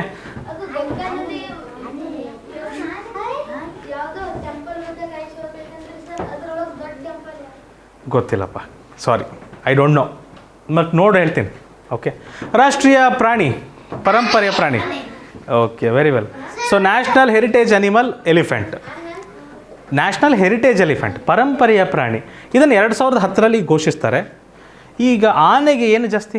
ಬುದ್ಧಿ ಜಾಸ್ತಿ ಮತ್ತು ತಾಳ್ಮೆ ಜಾಸ್ತಿ. ಹೌದು, ತಾಳ್ಮೆ, ಬುದ್ಧಿವಂತಿಕೆ, ಶಕ್ತಿಯ ಸಂಕೇತ ಮತ್ತು ತಾಳ್ಮೆನೂ ಜಾಸ್ತಿ, ಪೇಷನ್ಸ್ ಇರುತ್ತದೆ ಆಮೆಗೆ. ಸಾರಿ, ಆಮೆ ಅಲ್ಲ, ಆನೆ. ಸೊ ಆಮೆ ಸೊಂಡಿಲು ಹೆಂಗೆ ಮಾಡುತ್ತೆ ನೋಡಿದ್ದೀರಾ? ಹೆಂಗೆ ಮಾಡುತ್ತೆ? ಆನೆ ಸೊಂಡಿಲನ್ನು ಹೇಗೆ ತಿರುಗಾಡಿಸುತ್ತೆ ನೋಡಿದ್ದೀರಾ? ಓ, ಓಕೆ. ನಾನು ಈಗ ತಾನೇ ಒಂದು ಮಾತಾಡ್ತಿದ್ದೆ ನಿಮಗೆ ಕೀ ಸ್ಟೋನ್ ಸ್ಪೀಸೀಸ್ ಬಗ್ಗೆ. ಆನೆನೂ ಸಹ ಒಂದು ಕೀ ಸ್ಟೋನ್ ಸ್ಪೀಸೀಸ್ ಮಕ್ಕಳೇ. ಕೀ ಸ್ಟೋನ್ ಅಂದರೆ ಏನು? ಕೀ ಸ್ಟೋನ್, ಸ್ಟೋನ್ ಅಂದರೆ ಕಲ್ಲು. ಕೀ ಸ್ಟೋನ್ ಅಂದರೆ ಏನು? ನೀವು ಈ ಥರ ಕಮಾನ್ಗಳನ್ನು ನೋಡಿದ್ದೀರಾ? ಈ ಥರ ಕಮಾನ್ಗಳನ್ನು ಕಟ್ಟಬೇಕಾದ್ರೆ ಈ ಥರ ಕಟ್ಟೋದು ಸುಲಭ. ಈ ಥರ ಈ ಕಲ್ಲುಗಳನ್ನೆಲ್ಲ ಈಗ ಜೋಡಿಸ್ಬೋದು, ಒಂದ್ರ ಮೇಲೆ ಜೋಡಿಸ್ಬೋದು. ಇಲ್ಲೂ ಕಟ್ಟೋದು ಸುಲಭ, ಒಂದ್ರ ಮೇಲೆ ಜೋಡಿಸ್ಬೋದು. ಆದರೆ ಈ ಮೇಲ್ಗಡೆ ಕಟ್ಟಬೇಕಾದ್ರೆ ಏನು ಸಮಸ್ಯೆ ಅಂದರೆ, ಇದು ಕೆಳಗೆ ಬಿದ್ದುಬಿಡ್ಬೋದು. ಕರೆಕ್ಟಾಗಿ ಒಂದು ಕೂಡಿಸ್ಬಿಟ್ಟು ಇಲ್ಲಿ ಒಂದೇ ಒಂದು ಕಲ್ಲು ಮಧ್ಯದಲ್ಲಿ ಒಂದು ಕಲ್ಲು ಇಡ್ತಾರೆ. ಈ ಕಲ್ಲಿಗೆ ಕೀ ಸ್ಟೋನ್ ಅಂತ ಕರೀತಾರೆ. ಕೀ ಸ್ಟೋನ್ ಮುಖ್ಯವಾದ ಸ್ಟೋನ್. ಇದು ಒಂದನ್ನು ಬೀಳಿಸ್ಬಿಟ್ರೆ ಇಡೀ ಕಮಾನ್ ಬಿದ್ದುಬಿಡುತ್ತೆ. ಅದ್ರ ಮೇಲೆ ಅದಷ್ಟು ಭಾರ ಕುಂತಿರುತ್ತದು ಎರಡು ಕಡೆಯಿಂದ. ಹೌದು. ಇದು ಒಂದು ಬಿತ್ತಪ್ಪ ಅಂದರೆ ಇದು ಬೀಳುತ್ತೆ. ಇದೊಂದು ಇರುತ್ತೆ, ಮೇ ಬಿ ಇದೊಂದು ಇರ್ಬೋದು ಈಗಲೂ. ಕಮಾನುಗಳಲ್ಲಿ ಇದೊಂದು ಕಲ್ಲು ಬಿತ್ತಪ್ಪ ಅಂದರೆ ಎಲ್ಲ ಉಗಿದ್ಬಿಡ್ತಾವೆ ಈ ಕಡೆ ಹಾಂ, ವಿಶೇಷ ಏನಂದ್ರೆ ಅದೊಂದಿತ್ತಂದ್ರೆ ಎಲ್ಲದೂ ಇರುತ್ತೆ, ಅದೊಂದಿಲ್ಲ ಅಂದರೆ ಇದು ಯಾವುದೂ ಇಲ್ಲ. Key stone. ಸೊ ಜೀವಿಗಳಲ್ಲೂ ಸಹ ಕೆಲವು ಕೀ ಸ್ಟೋನ್ ಜೀವಿಗಳಿರ್ತವೆ, ಪ್ರಮುಖ ಜೀವಿಗಳು. ಅದರಲ್ಲಿ ಆನೆ ಒಂದಿತ್ತಂದರೆ ಇವರೆಲ್ಲರೂ ಇರ್ತಾರೆ. ಆನೆ ಒಂದಿಲ್ಲ ಅಂದರೆ ಇವ್ರು ಯಾರೂ ಇರಲ್ಲ. ಹೆಂಗೆ ಸಾರ್ ಕರೆಕ್ಟಾ? ಹೆಂಗೆ ಅಂತ ಹೇಳ್ತೀನಿ ನೋಡ್ರಿ. ಆನೆ ಕೆಲವೊಂದು ಸರಿ ಏನು ಮಾಡುತ್ತೆ, ಈ ಮರಗಳನ್ನೆಲ್ಲ ಮೇಯ್ಬೇಕಲ್ಲ ಆನೆಗೆ ಹುಲ್ಲಂತೂ ತಿನ್ನೋಕ್ಕಾಗಲ್ಲ, ಕೆಳಗಿರೋದು ಮರದ ಮೇಲೆ ಇರೋ ಸೊಪ್ಪನ್ನೆಲ್ಲ ತಿಂತಿರುತ್ತೆ, ಆ ಮರನ ಬೀಳಿಸುತ್ತೆ. ಆ ಮರ ಬೀಳಿಸಿದಾಗ ಮತ್ತೇನಾಗುತ್ತೆ, ಈ ಹುಲ್ಲುಗಳಿಗೆಲ್ಲ ಜಾಗ ಸಿಗುತ್ತೆ ಬೆಳೆಯೋಕ್ಕೆ. ಹುಲ್ಲುಗಳು ಬೆಳೆದಾಗ ಈ ಜಿಂಕೆ ಮತ್ತು ಜೀಬ್ರಾ ಇಂಥವೆಲ್ಲ ತಿನ್ಬೋದಾ? ಹೌದಾ ಇಲ್ವಾ? ಜಿರಾಫೆನೂ ಸಹ ಹೇಳ್ತೀನಿ, ಒಂದೊಂದಾಗಿ ಹೇಳ್ತೀನಿ. ಓಕೆ. ಆಮೇಲೆ ಆನೆ ಬರೀ ಸುಮ್ಮನೆ ಅದೊಂದೇ ಇರಲ್ಲ, ಅದೇನು ಮಾಡ್ತಿರುತ್ತೆ, ನೀರೆಲ್ಲಿದೆ ಅಂತ ಹುಡುಕುತ್ತೆ, ಸೊಂಡ್ಲೆ ಹಾಕಿ ನೀರೆಲ್ಲಿದೆ ಅಂತ ಹುಡುಕುತ್ತೆ. ಹೌದು ಎಳ್ಕೊಳತ್ತೆ. ಮತ್ತು ಅದು ಗುಂಡಿ ತೋಡುತ್ತೆ, ನೀರಿಗೋಸ್ಕರ ಗುಂಡಿ ತೋಡುತ್ತೆ. ಅದು ಗುಂಡಿ ತೋಡಿ ಬಿಟ್ಟ ಜಾಗದಲ್ಲಿ ಇವು ಬಂದು ನೀರು ಕುಡಿತಾವೆ. ಮತ್ತು ಬೇರೆ ಪ್ರಾಣಿಗಳು ನೀರು ಕುಡಿಯೋಕ್ಕೆ ಅನುಕೂಲ ಆಗುತ್ತೆ, ಆನೆಯಿಂದ ಅದು ಸಾಧ್ಯ. ಆಮೇಲೆ ಆನೆ ಕಾಲಿಟ್ಟೋಗುತ್ತಲ್ಲ, ಎಲ್ಲೆಲ್ಲಿ ಕಾಲಿಟ್ಟೋದಾಗ ಅಲ್ಲಿ ಗುಂಡಿ ಆಗುತ್ತೆ. ಮಳೆ ಬಂದಾಗ ಅಂಥ ಜಾಗಗಳಲ್ಲಿ ಏನಾಗುತ್ತೆ, ನೀರು ತುಂಬಿಕೊಂಡು ಇಂಥ ಜೀವಿಗಳೆಲ್ಲ ಬದುಕ್ತಾವೆ, ಸಣ್ಣ ಜೀವಿಗಳು ಸಹ. ಅರ್ಥ ಆಗ್ತಿದೆಯಾ? ಮತ್ತು ಆನೆ ಏನು ಮಾಡುತ್ತೆ, ಆನೆ ಹಣ್ಣು ತರಕಾರಿ ಎಲ್ಲ ತಿಂತಿರುತ್ತಲ್ಲ ಜೋರಾಗಿ. ಅದು ತಿಂದಾಗ ಬೀಜನೆಲ್ಲ ಪೂರ್ತಿ ಜಗದು ನುಂಗಿರಲ್ಲ, ಅದು ಹೋಗ್ಬಿಟ್ಟು ಅದರ ಸಗಣಿ ಮೂಲಕ ಹೊರಗೆ ಬಂದುಬಿಡುತ್ತೆ. ಬೀಜ ಇಲ್ಲ, ಸಗಣಿ ಬೀಜಕ್ಕೆ ಏನಾಗುತ್ತೆ, ಗೊಬ್ಬರ ಆಗುತ್ತೆ. ಅದು ಒಂದೇ ಕಡೆ ಹಾಕುತ್ತಾ, ಎಲ್ಲೆಲ್ಲಿ ನಡ್ಕೊತ ಹೋಗ್ತಿರುತ್ತೋ ಅಲ್ಲೆಲ್ಲ ಬೀಜ ಹಾಕ್ಕೊತ ಹೋಗ್ತಿರುತ್ತೆ. ಅವಾಗ ಕಾಡು ಏನಾಗುತ್ತೆ, ಇನ್ನೂ ಚೆನ್ನಾಗಿ ಬೆಳೆಯುತ್ತೆ. ಹೌದಲ್ರಿ? ಆನೆಯಿಂದ ಅದಾಗುತ್ತೆ ಎಲ್ಲ ಕೆಲಸ ಕಾಡಲ್ಲಿ. ಹಾಂ. ಮತ್ತು ಆನೆ ಈ ಥರ ಸಗಣಿ ಹಾಕಿದಾಗ ಈ ಸಗಣಿನೇ ನಂಬಿಕೊಂಡು ಎಷ್ಟೋ ಜೀವಿಗಳು ಬದುಕ್ತಾವೆ. ಸಗಣಿನ ತಗೊಂಡೋಗುವಂಥ ಇವಾಗೆಲ್ಲ ಕಡಿಮೆ ಆಗಿದ್ದಾವೆ ಇವು. ಸಗಣಿನ ಒಂಥರ ಕೆಲವೊಂದು ಹುಳುಗಳು ದಪ್ಕಂತ ಹೋಗ್ತಾ ಇರ್ತಾವೆ. ಹೌದಾ? ಹಾಂ. ಸೊ ಡಂಗ್ ಬೀಟಲ್ಸ್ ಅಂತ ಕರಿತೀವಿ. ಕೆಲವು ಜಿಟ್ಟೆಗಳು ಅದ್ರ ಮೇಲೆ ಬದುಕ್ತವೆ. ಹೌದು. ನಿಮಗೆ ಅದಕ್ಕದು ಬೆಸ್ಟ್. ಅದಿಲ್ಲಾಂದರೆ ಬದುಕೋಕ್ಕಾಗಲ್ಲ ಅವಕ್ಕೆ. ಆಮೇಲೆ ಕೆಲವು ಪ್ರಾಣಿಗಳಿಗೆ ಉಪ್ಪು ಬೇಕಾಗಿರುತ್ತೆ, ಉಪ್ಪು ತಿನ್ನಬೇಕಾಗುತ್ತೆ. ಉಪ್ಪಿಲ್ದಂದ್ರೆ ಸತ್ತೋಗ್ಬಿಡ್ತಾವೆ ಅವು. ಸೊ ಅದನ್ನು ಸಹ ಕೆಲವು ಗಿಡಗಳಿಂದ ಆನೆ ತಗೊಳ್ತದೆ. ಲಾಸ್ ಕ್ವಾಂಟಿಟಿ ಆಫ್ ಸಿಮಿಲರ್ಸ್ ಆನೆ ಕಂಡುಹಿಡಿಯುತ್ತೆ. ಅದು ಸೊಂಡ್ಲಿಂದ ಯಾವ ಜಾಗದಲ್ಲಿ ಉಪ್ಪಿನ ಕಲ್ಲುಗಳಿದ್ದಾವೆ ಅಂಥದನ್ನ ಅದು ಕಂಡುಹಿಡಿದು ಅದು ಸಹ ಅದು ಜಾಗ ಮಾಡಿಕೊಟ್ಟಿರುತ್ತೆ. ಈ ಬೇರೆ ಪ್ರಾಣಿಗಳು ಬಂದು ಅಲ್ಲಿ ಉಪ್ಪನ್ನು ಸೌದು ಹೋಗ್ತಾವೆ. ಓಕೆ. ಇಷ್ಟೆಲ್ಲ ವಿಷಯ ಇದೆ ಮಕ್ಕಳೇ, ಇಷ್ಟೆಲ್ಲ ವಿಷಯ ಇದೆ. ಆನೆ ಸೊಂಡ್ಲದು ಎತ್ತರ ಸಿಗೋದ್ರಿಂದ ಅದು ಕೆಲವು ಮರದ ಎಲೆಗಳನ್ನು ತಿನ್ನುತ್ತಲ್ಲ, ಆವಾಗ ಮರ ಏನಾಗುತ್ತೆ, ಇನ್ನು ಎತ್ತರಕ್ಕೆ ಬೆಳೆಯುತ್ತೆ. ಹೌದಲ್ವಾ? ನಿಮಗೆ ಗೊತ್ತಲ್ವಾ, ನಿಮ್ಮ ಮರಗಳನ್ನೇನ ಸವರ್ತಾರೆ ಗೊತ್ತಾ? ರೈತರು ಮರಗಳನ್ನ ಸವರ್ತಾರೆ ಎತ್ತರಕ್ಕೆ ಬೆಳೀಲಿ ಅಂತ. ಹೌದಿಲ್ಲ? ಆ ಕೆಲಸ ಆನೆ ತನ್ನಷ್ಟಕ್ಕೆ ತಾನೇ ಮಾಡುತ್ತೆ. ಇದೆಲ್ಲ ಮಾಡೋದ್ರಿಂದ ಏನಾಗುತ್ತೆ, ಈ ಹುಲಿ ಇವುಗಳನ್ನು ಬೇಟೆಯಾಡ್ಬೋದು. ಮರಗಳು ಕಡಿಮೆ ಇದ್ರೆ ತಾನೇ ಇದು ಬೇಟೆಯಾಡೋಕ್ಕೆ ಸಾಧ್ಯ. ಮರಗಳು ಜಾಸ್ತಿ ಇದ್ದರೆ ಬೇಟೆಯಾಡೋಕ್ಕಾಗ್ತದಾ? ಇದೆಲ್ಲ ಮೇಂಟೈನ್ ಆಗಬೇಕು ಅಂದರೆ ಆನೆ ಇರಬೇಕು. ಸೊ ಆನೆನ ಅದಕ್ಕೆ ಕೀ ಸ್ಟೋನ್ ಸ್ಪೀಸೀಸ್ ಅಂತ ಕರೀತಾರೆ. ಹಾಂ, ಇದೊಂದಿಲ್ಲ ಅಂದರೆ ಅದೆಲ್ಲದಕ್ಕೂ ತೊಂದರೆ ಆಗ್ಬಿಡುತ್ತೆ. ಆ ಥರ ಅದಕ್ಕೆ ಕೀ ಸ್ಟೋನ್ ಸ್ಪೀಸೀಸ್ ಅಂತ ಕರೀತಾರೆ. ಅರ್ಥ ಆದ್ರೆ ಕೀ ಸ್ಟೋನ್ ಸ್ಪೀಸೀಸ್ ಸೂಪರ್. ಯಾವುದಪ್ಪ ಇದಾ? ಓಕೆ. ಅಂದರೆ ಕೀ ಸ್ಟೋನ್ ಸ್ಪೀಸೀಸ್ ಅಂತ ಹೇಳಿದ್ಮೇಲೆ ಬರೀ ಆನೆಗಳೇ ಜಾಸ್ತಿ ಬೆಳೆಸ್ಬಿಟ್ರೆ ಹೆಂಗೆ ಸರ್? ಅದರ ಅರ್ಥ ಕೀ ಸ್ಟೋನ್ ಸ್ಪೀಸೀಸ್ ಅಂದರೆ ಬರೀ ಆನೆಗಳೇ ಜಾಸ್ತಿ ಆಗಬೇಕಂತಲ್ಲ, ಅದು ಬ್ಯಾಲೆನ್ಸಲ್ಲಿ ಇರಬೇಕು ಬೇರೆ ಜೊತೆಗೆ. ಬರೀ ಆನೆಗಳೇ ಜಾಸ್ತಿ ಆಗಿಬಿಟ್ರೆ ಎಲ್ಲ ಮರಗಳನ್ನು ಸಾಯಿಸ್ಬಿಡುತ್ತೆ ಮತ್ತದು. ಹೌದಲ್ವಾ? ಅಲ್ಲೂ ಸಮಸ್ಯೆಗಳಾಗ್ಬಿಡ್ತಾವೆ. ಸೊ ಹಾಗಾಗಿ ಅದು ಬ್ಯಾಲೆನ್ಸಲ್ಲಿ ಇರಬೇಕು ಅಂತ ಅರ್ಥ. ಓಕೆ. ಆನೆಗಳನ್ನು ನಾವು ಬರೀ ಪರಂಪರೆಯ ಪ್ರಾಣಿ ಅಂತ ಕರೆಯಲ್ಲ, ನಮ್ಮ ಸಂಸ್ಕೃತಿ ಮತ್ತು ಪರಿಸರದ ಮಹತ್ವನ ತಿಳಿದು ನಾವು ಅದನ್ನು ಪೂಜೆನೂ ಮಾಡ್ತೀವಿ. ಅದನ್ನು ಗಣೇಶನ ರೂಪದಲ್ಲಿ ಹಬ್ಬ ಹರಿದಿನಗಳ ಭಾಗವಾಗಿಯೂ ಸಹ ನೋಡ್ತೀವಿ. ಹೌದು, ಗಣೇಶನ ತಾನೇ ಆನೆ ಮುಖ ಇರೋದು. ಹೌದು. ಹೇಳಪ್ಪ.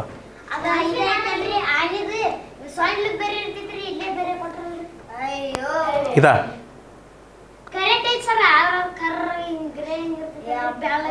ಓ, ಇತ್ತೀಚೆಗೆ ಹಂಗೆ ಮಾಡಿದಾರಪ್ಪ. ಓಕೆ. ಅಲ್ಲಪ್ಪ, ಗಂಗಾ ನದಿಯ ಡಾಲ್ಫಿನ್ ಇದು. ಇದು ಗಂಗಾ ನದಿ ಅಂತಿದ್ದಾರೆ. ಹೌದು. ಆಮೇಲೆ ಇವು ಈ ಥರ ಸ್ಪೆಷಲ್ ಇರ್ತವೆ. ಈ ಥರ ಅದಕ್ಕೆ ಮೂತಿ ಈ ಥರ ಇರುತ್ತೆ, ಅದಕ್ಕೆ ಉದ್ದಕ್ಕೆ. ಓಕೆ, ಗಂಗಾ ನದಿಯಲ್ಲಿ ಈ ಥರ ಡಾಲ್ಫಿನ್ ಇರುತ್ತೆ. ಮತ್ತು ಇದು ಮೀನಲ್ಲ, ಇದು ಮೀನಲ್ಲ, ಇದು ಮ್ಯಾಮಲ್, ಇದು ಪ್ರಾಣಿ. ಇದು ಹಾಲು ಕೊಡುತ್ತೆ, ಮರಿ ಹಾಕುತ್ತೆ, ಹೇಳಿದ್ವಿ ನಾವು. ಎಸ್, ಇದನ್ನು 2009ರಲ್ಲಿ ರಾಷ್ಟ್ರೀಯ ಜಲಚರ ಪ್ರಾಣಿ ಅಂತ ಘೋಷಣೆ ಮಾಡ್ತಾರೆ, ನ್ಯಾಷನಲ್ ಆಕ್ವೆಟಿಕ್ ಅನಿಮಲ್ ಅಂತ. ಬಟ್ ಇದರ ವೈಜ್ಞಾನಿಕ ಹೆಸರು ಪ್ಲಾಂಟನಿಸ್ಟಾ ಗ್ಯಾಂಜೆಟಿಕಾ.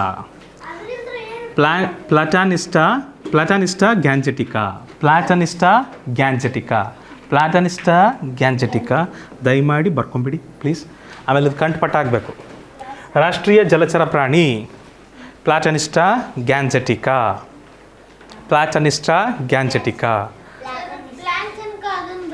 ಯಾವುದಪ್ಪ? ಪ್ಲಾಟನಿಸ್ಟಾ ಗ್ಯಾಂಜೆಟಿಕಾ. ಕನ್ನಡದಲ್ಲಿ ಕೊಟ್ಟಿಲ್ಲ ನಾನು, ಇಂಗ್ಲೀಷಲ್ಲಿ ಅಷ್ಟೇ ಕೊಟ್ಟಿದ್ದೀನಿ. ಇಂಗ್ಲೀಷಲ್ಲೇ ಕಲ್ತ್ಬಿಟ್ರಿ, ಮುಂದೆ ನೀವು ದೊಡ್ಡರಾದ್ಮೇಲೆ ಇಂಗ್ಲೀಷಲ್ಲೇ ಬರಿಬೇಕು ಅವನ್ನೆಲ್ಲ. ಗ್ಯಾಂಜೆಟಿಕಾ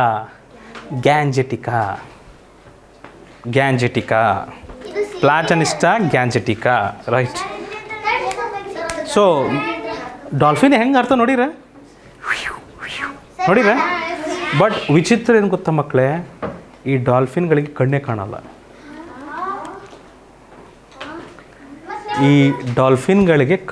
ಕಾಣಲ್ಲ. ಏನ್ರಿ? ಕಣ್ಣು ಥರ ಇರ್ಬೋದು, ಬಟ್ ಅದಕ್ಕೆ ಕಣ್ಣು ಕಾಣಲ್ಲ. ಇದು ಶಬ್ದವನ್ನು ಬಳಸಿ ಬೇಟೆಯಾಡುತ್ತೆ. ಹೌದು, ಅದೊಂದು ಸೌಂಡ್, ಅದು ಶಿಳ್ಳೆ ಹೊಡಿತವೆ, ಸಣ್ಣ ಸಣ್ಣ ಶಬ್ದ ಮಾಡ್ತವೆ. ಆ ಶಬ್ದ ಹೋಗುತ್ತೆ ಅಲ್ಲೊಂದು ಮೀನು ಬರುತ್ತಲ್ಲ, ಆ ಮೀನಿಗೆ ಬಡ್ದು ವಾಪಸ್ ಬರುತ್ತೆ ಶಬ್ದ. ವಾಪಸ್ ಎಷ್ಟು ಜಲ್ದಿ ಬಂತು ಅನ್ನೋದ್ರ ಮೇಲೆ ಅದು ಅದನ್ನು ಅರ್ಥ ಮಾಡ್ಕೊಂಡು ಆ ಮೀನನ್ನು ಬೇಟೆಯಾಡುತ್ತೆ. ಈ ಥರ ಇದೆ. ಬಾವಲಿಗಳು ಹಾಗೆ ಮಾಡ್ತವೆ. ಬಾವಲಿಗಳಿಗೂ ಸಹ ಕಣ್ಣಿಲ್ಲ, ಅಲ್ಲ ಸಾರಿ, ಕಿವಿ ಇಲ್ಲ, ಕಿವಿನೂ ಇಲ್ಲ, ಕಣ್ಣು ಇಲ್ಲ. ಬಾವಲಿಗಳಿಗೆ ಕಿವಿ ಇದ್ದಾವೆ, ಕಣ್ಣಿಲ್ಲ. ಇದಕ್ಕೆ ಕಿವಿ ಇಲ್ಲ, ಬಟ್ ಇದಕ್ಕೆ ಇಲ್ಲಿ ತಲೆ ಮೇಲ್ಗಡೆ ಇರುತ್ತೆ. ಅದಕ್ಕೆ ಕೆಲವು ಇಂದ್ರಿಯಗಳಿದ್ದಾವೆ, ಅದರಿಂದ ಅದು ಸ್ವೀಕರಿಸುತ್ತೆ. ಓಕೆ, ಇದರೊಳಗಡೆ ಇದು ಗ್ರಂಥಿ ಇರುತ್ತೆ, ಅದು ಗೊತ್ತಾಗುತ್ತೆ ಅದಕ್ಕೆ ಎಷ್ಟು ದೂರ ಇದೆ ಅದರಿಂದ. ಓಕೆ, ಸೊ ಇವು ಕುರುಡು ಇರ್ತವೆ. ಮತ್ತು ಇವು ಡಾಲ್ಫಿನ್ಗಳು ಇದ್ದಾವೆ ಅಂದರೆ ಅರ್ಥ ನದಿ ಸ್ವಚ್ಛ ಇದೆ ಅಂತ ಅರ್ಥ. ಕೆಲವು ಭಾಗದಲ್ಲಿ ಸ್ವಚ್ಛ ಇದೆ, ಭಾಳಷ್ಟು ಭಾಗದಲ್ಲಿ ಕೊಳಕಾಗಿದೆ. ಡಾಲ್ಫಿನ್ಗಳು ಇದ್ದಾವೆ ಅಂದರೆ ನದಿ ನೀರು ಚೆನ್ನಾಗಿದೆ ಅಂತ ಅರ್ಥ. ಡಾಲ್ಫಿನ್ಗಳಿಲ್ಲ ಅಂದರೆ ನದಿ ನೀರು ಚೆನ್ನಾಗಿಲ್ಲ ಅಂತ ಅರ್ಥ. ಸೊ ನದಿಯ ಆರೋಗ್ಯದ ಸಂಕೇತ ಇವು. ನದಿ ಸ್ವಚ್ಛ ಚೆನ್ನಾಗಿದೆ ಅಂದರೆ ಡಾಲ್ಫಿನ್ಗಳಿರ್ತವೆ. ಡಾಲ್ಫಿನ್ಗಳಿಲ್ಲ ಅಂದರೆ ನದಿ ಚೆನ್ನಾಗಿಲ್ಲ ಅಂತ ಅರ್ಥ. ಅಲ್ಲಿ ಭಾಳಷ್ಟು ವರ್ಷಗಳಿಂದ ಬದುಕಿದ್ದಾವೆ. ನಾವು ಹೆಂಗೆ ಬಂದಿದ್ದೋ ಅವು ಹಾಗೆ ಬಂದಿದ್ದಾವೆ. ಓಕೆ, ಒಂದು ನಿಮಿಷ, ಏನಿತ್ತು? ಓಕೆ, ಆ ಕಣ್ಣಿದ್ದಂಗೆ ಇರುತ್ತೆ, ಕಣ್ಣು ಕಾಣಲ್ಲ, ಇದೆ ಕಾಣಲ್ಲ, ಸತ್ತೋಗ್ತವೆ ಅಂತ ಅರ್ಥ. ಹೌ ರಾಷ್ಟ್ರೀಯ ಹಣ್ಣು. ಯಾರಿಗಿಷ್ಟ ಇಲ್ಲ ಮಾವು?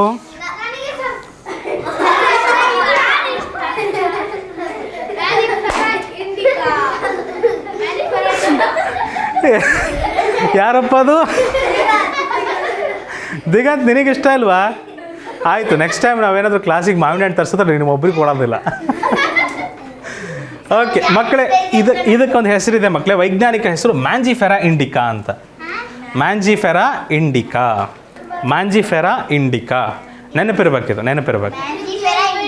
Mangifera Indica. ಓಕೆ, ಇಂಡಿಕಾ ಅಂದರೆ ಇಂಡಿಯಾದ್ದು ಅಂತ. ಓಕೆ, ಹಣ್ಣುಗಳ ರಾಜ ಅಂತಲೇ ಕರೀತಾರೆ ಇದನ್ನು. ಇದು ಹಣ್ಣುಗಳ ರಾಜ. ಅದಕ್ಕೆ ನೋಡೋದಕ್ಕೆ ಎಷ್ಟು ಕಲರ್ ನೋಡಿ, ಗೋಲ್ಡ್ ಕಲರ್ ಇದ್ದಂಗಿದೆ. ಸ್ವೀಟ್, ಇದಕ್ಕಿಂತ ಸ್ವೀಟ್ ಹಣ್ಣು ಸಿಗೋದಿಲ್ಲ ನಮಗೆ. ಸಕ್ಕರೆ ಭಾಳ ವೆರೈಟಿ ಇದೆ. ಅಲ್ಫೋನ್ಸು, ತೋತಾಪುರಿ, ಏನೇನೋ ಬರುತ್ತೆ. But Mangifera Indica best sweet ಇದೆ ಇದು. ಆಯಿತಾ? All right. ಬರ್ದಿಲ್ವ ಇನ್ನು? ಎಷ್ಟು ನಿಧಾನ ಬರೀತೀರಿ? ಜಲ್ದಿ ಬರೀರಿ. ಇದೆರಡೇ ಪದ ಬರಿಬೇಕಾಗಿರೋದು ನೀವು. ಮ್ಯಾಂಜಿಫೆರಾ ಇಂಡಿಕಾ, ಮಾವಿನ ಹಣ್ಣು, ರಾಷ್ಟ್ರೀಯ ಹಣ್ಣು ಮಾವಿನ ಹಣ್ಣಿನ ವೈಜ್ಞಾನಿಕ ಹೆಸರು ಮ್ಯಾಂಜಿಫೆರಾ ಇಂಡಿಕಾ. ವೆರಿ ವೆಲ್, ನೆನಪಿರಬೇಕು, ಮ್ಯಾಂಜಿಫೆರಾ ಇಂಡಿಕಾ. ಮತ್ತು ರಾಷ್ಟ್ರೀಯ ಹೂವು ಕಮಲ. ಇದು ಪಾವಿತ್ರತೆ ಮತ್ತು ಆಧ್ಯಾತ್ಮಿಕತೆಯ ಸಂಕೇತ. ಕೆಸರಲ್ಲಿ ಬೆಳೆದ್ರೂ ಸಹ ಶುದ್ಧವಾಗಿ ಕಾಣುತ್ತೆ. ಕೆಸರೇ ಆಗಿರಲ್ಲ. ನೋಡೋಕೆ ಅದು ಎಷ್ಟು ಕ್ಲೀನ್ ಕಾಣುತ್ತೆ ನೋಡಿರ ಯಾವಾಗಾರ. ಅದು ಕೆಸರಲ್ಲಿ ಬೆಳೆದ್ರೂ ಸಹ ಎಷ್ಟು ಸ್ವಚ್ಛ ಕಾಣುತ್ತದು. ಹೌದು, ಕರೆಕ್ಟ್ ಕರೆಕ್ಟ್. ಅದು ಉಲ್ಟಾ ಇರುತ್ತೆ. ಇದರ ವೈಜ್ಞಾನಿಕ ಹೆಸರು ನೆಲುಂಬೋ ನ್ಯೂಸಿಫೆರಾ. ನೆಲುಂಬೋ ನ್ಯೂಸಿಫೆರಾ. ಪ್ರತಿಯೊಂದು ಜೀವಿಗೂ ವೈಜ್ಞಾನಿಕ ಹೆಸರಿದೆ. ಪ್ರಪಂಚದಲ್ಲಿರುವ ಪ್ರತಿಯೊಂದು ಜೀವಿಗೂ, ಪ್ರತಿಯೊಂದು ಗಿಡಕ್ಕೂ, ಪ್ರತಿಯೊಂದು ಜೀವಿಗೂ ವೈಜ್ಞಾನಿಕ ಹೆಸರಿದೆ. ನಮಗೂ ಇದೆ, ಹೋಮೋಸ್ಯಾಪಿಯನ್ಸ್. ಹೋಮೋಸ್ಯಾಪಿಯನ್ಸ್. ಇದಕ್ಕೆ ಏನಂತಾರೆ? ಇದಕ್ಕೆ ನಿಲುಂಬೋ ನ್ಯೂಸಿಫೆರಾ. ನೆಲುಂಬೋ ನ್ಯೂಸಿಫೆರಾ. ನ್ಯೂಸಿಫೆರಾ. ಓಕೆ.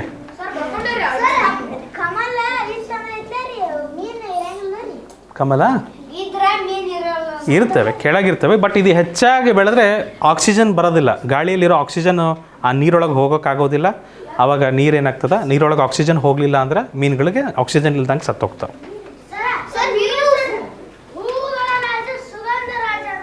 ಹಾಂ, ಇದನ್ನು ರಾಜ ಅಂತ ಕೊಡಲಿಲ್ಲ ಅಂತನಾ? ಇದು ವಾಸನೆ ಅಷ್ಟು ಬರಲ್ಲಲ್ಲ ಅದಕ್ಕೆ. ಹೇಳಮ್ಮ, ನಿನ್ನ ಹೆಸರು? ಅಲ್ಲ ಸಾರಿ, ನಿಮ್ಮ ಪ್ರಶ್ನೆ.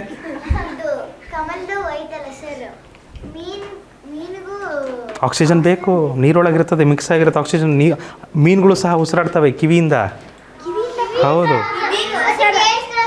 ಕೇಳಿಸ್ಕೊಳ್ಳಲ್ಲ, ಮೀನಿಗೆ ಕೇಳಿಸಲ್ಲ. ಬಟ್ ನೋಡ್ತೀವಿ, ಅವಾಗ ನಾವು ತೋರಿಸ್ತೇವೆ, ನೆಕ್ಸ್ಟ್ ಕ್ಲಾಸಲ್ಲಿ ಬರುತ್ತೆ, ಡೋಂಟ್ ವರಿ. ರಾಷ್ಟ್ರೀಯ ಮರ ಆಲದ ಮರ ಮಕ್ಕಳು. ರಾಷ್ಟ್ರೀಯ ಮರ ಆಲದ ಮರ. ಇದಕ್ಕೆ ವೈಜ್ಞಾನಿಕ ಹೆಸರು ಇರಬೇಕಲ್ಲ. All right. ಫಿಕಸ್ ಬೆಂಗಾಲೆನ್ಸಿಸ್. ದಯಮಾಡಿ ಇಂಗ್ಲೀಷಲ್ಲಿ ಬರ್ಕೊಳ್ಳಿ. ಓಕೆ, ಅಷ್ಟು ಕಂಜುಸ್ತನ ಬೇಡ. ಮುಂದೆ ನೀವೆಲ್ಲ ಡಾಕ್ಟರ್, ಇಂಜಿನಿಯರ್ ಆದರೆ ಇಂಗ್ಲೀಷಲ್ಲೇ ಅಧ್ಯಯನ ಮಾಡಬೇಕು. ಅದು ಭಾಳ ಒಳ್ಳೆಯದು. ಆ ಥರ ಬರೆದ್ರೆ ಭಾಳ ಉತ್ತಮ, ಅತ್ಯುತ್ತಮ. Very good, very good. Ficus benghalensis. ಓಕೆ, ಬರೆದು ಬಿಡಲ ಇನ್ನೊಂದು ಸರಿ. ಫಿಕಸ್ ಬೆಂಗಾಲೆನ್ಸಿಸ್.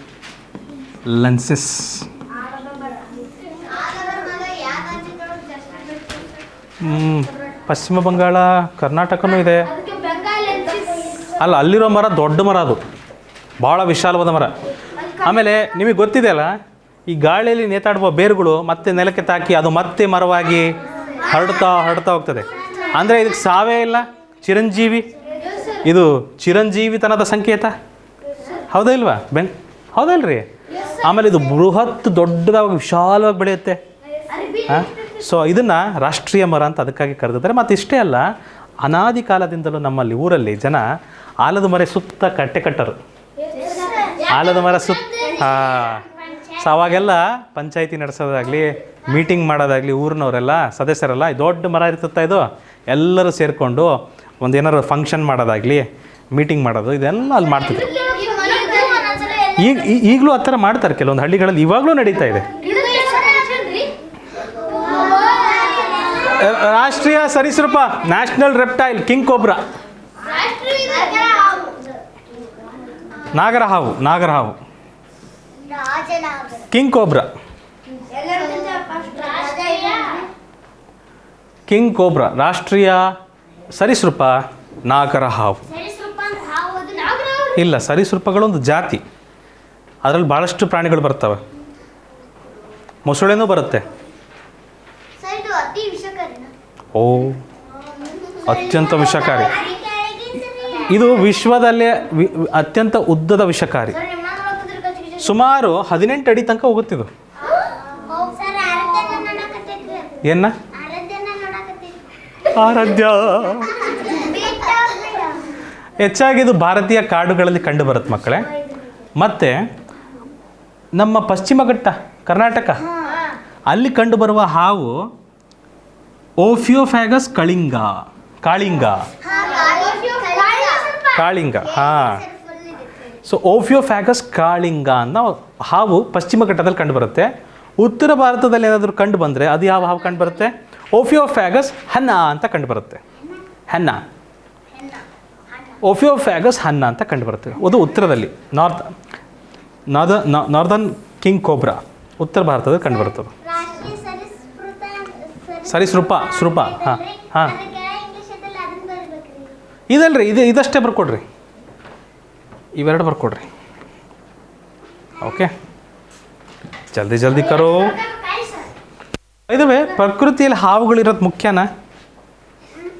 ಹಾವುಗಳು ಬೇಕಾ? ಹಾಂ,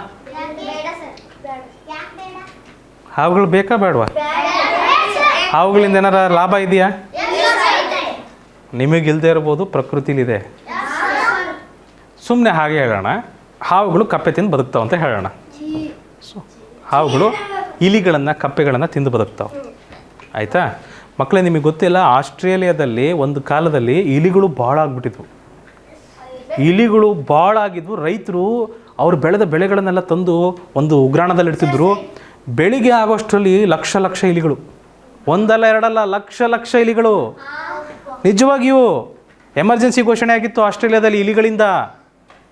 ಕೊನೆಗೆ ಇಲಿಗಳನ್ನು ಕಂಟ್ರೋಲ್ ಮಾಡೋಕ್ಕೆ ಏನು ಮಾಡಿದ್ರು, ಆ ಹಾವುಗಳನ್ನು ತಂದುಬಿಟ್ರು. ಬೇಕು ಒಂದು ಇಲಿ 2 ಇಲಿ 3 ಇಲಿ 4 ಇಲಿ ತಿಂತದೆ. ಲಕ್ಷ ಲಕ್ಷ ಇಲಿಗಳು. ಹಾಂ, ಮತ್ತು ಒಂದು ತಿಂಗಳಿಗೆ ಮತ್ತೆ ಡಬಲ್ ಆಗ್ತಾವೆ ಅವು ಇಲಿಗಳು. ಮರಿ ಹಾಕಿ ಹಾಕ್ಯಂತ ಜಲ್ದಿ ಜಲ್ದಿ ಜಾಸ್ತಿ ಆಗಿಬಿಡ್ತಾವೆ ಅವು. ಸೊ ಹಾಂ, ಕರೆಕ್ಟ್. ಆದರೆ ನೋಡಿರಿ, ಕೇಳ್ರಿ ಇಲ್ಲಿ. ಈಗ ಮಿಡತೆ ಇರುತ್ತೆ, ಒಂದು ಹುಲ್ಲಿರುತ್ತೆ. ಹುಲ್ಲನ್ನು ಮಿಡತೆ ತಿನ್ನುತ್ತೆ. ಮಿಡತೆನ ಕಪ್ಪೆ ತಿನ್ನುತ್ತೆ. ಕಪ್ಪೆನ ಹಾವು ತಿನ್ನುತ್ತೆ. ಹಾವನ್ನ ಹದ್ದು ತಿನ್ನುತ್ತೆ. ಇಲ್ಲಿಗೆ ಸಾಕು, ಇಷ್ಟಿರಲಿ. ಹದ್ದನ್ನು ಯಾರು ತಿಂತಾರೆ ಅದು ಬೇಡ, ಸದ್ಯಕ್ಕೆ ಇಷ್ಟಿರಲಿ. ಈಗ ಹಾವು ಬೇಡ ಸರ್ ಅಂತಂದ್ರಿ, ಹಾವು ಸತ್ತೋಯ್ತು. ಕಪ್ಪೆನ ಹಾವು ತಿಂತಿತ್ತು. ಈ ಕಪ್ಪೆಗಳ ಸಂಖ್ಯೆ ಏನಾಗ್ತದೆ? ಜಾಸ್ತಿ ಆಗ್ಬಿಡ್ತದೆ. ಕಪ್ಪೆಗಳು ಯಾರು ಕಪ್ಪೆನ ತಿನ್ನೋರು ಯಾರು ಇಲ್ಲಲ್ಲ. ದೇರ್ ಇಸ್ ನೋ ಬಡಿ ಟು ಈಟ್ ಕಪ್ಪೇಸ್. ಚೀನಾದವ್ರು ಬಿಡ್ರಿ, ನಾನು ಪ್ರಕೃತಿಲಿ ಹೇಳ್ತಾ ಇದ್ದೀನಿ. ಆಯಿತಾ, ಒಂದು ನಿಮಿಷ. ಹಾವು ತೆಗೆದುಬಿಟ್ವಿ ನಾವು. ಹಾವು ಬೇಡ ಅಂದ್ರಲ್ಲ ನೀವು, ಹಾವು ತೆಗೆದುಬಿಟ್ವಿ. ಕಪ್ಪೆಗಳು ಭಾಳ ಆಗ್ತಾಯಿದ್ದಾವೆ. ಕಪ್ಪೆಗಳು ಭಾಳ ಆಗಿಬಿಟ್ರೆ ಕಪ್ಪೆಗಳೆಲ್ಲ ಏನು ಮಾಡ್ತವೆ?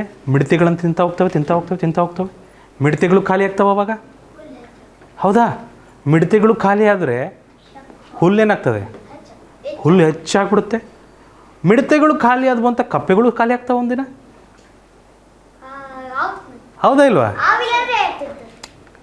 ಮಿಡತೆಗಳೇ ಖಾಲಿ ಆದರೆ ಕಪ್ಪೆಗಳಿಗೇನಿದೆ ತಿನ್ನೋಕ್ಕೆ? ಕಪ್ಪೆಗಳು ಸತ್ತೋಗ್ತಾವೆ ಅವಾಗ. ಕಪ್ಪೆಗಳಿಲ್ಲ, ಮಿಡತೆಗಳು ಇಲ್ಲ, ಹುಲ್ಲು ಚೆನ್ನಾಗಿ ಬೆಳೆಯುತ್ತೆ. ಹುಲ್ಲು ಸಹ ಬೆಳೆದು ಜಾಗನೆಲ್ಲ ಮತ್ತೆ ಬೆಳೆಯೋದಕ್ಕೆ, ಅವು ಎಲ್ಲ ಸತ್ತೋಗ್ತವೆ. ಹಾವು ಇಲ್ಲ ಅಂದರೆ ಮತ್ತೆ ಹದ್ದು ಸತ್ತೋಗುತ್ತೆ.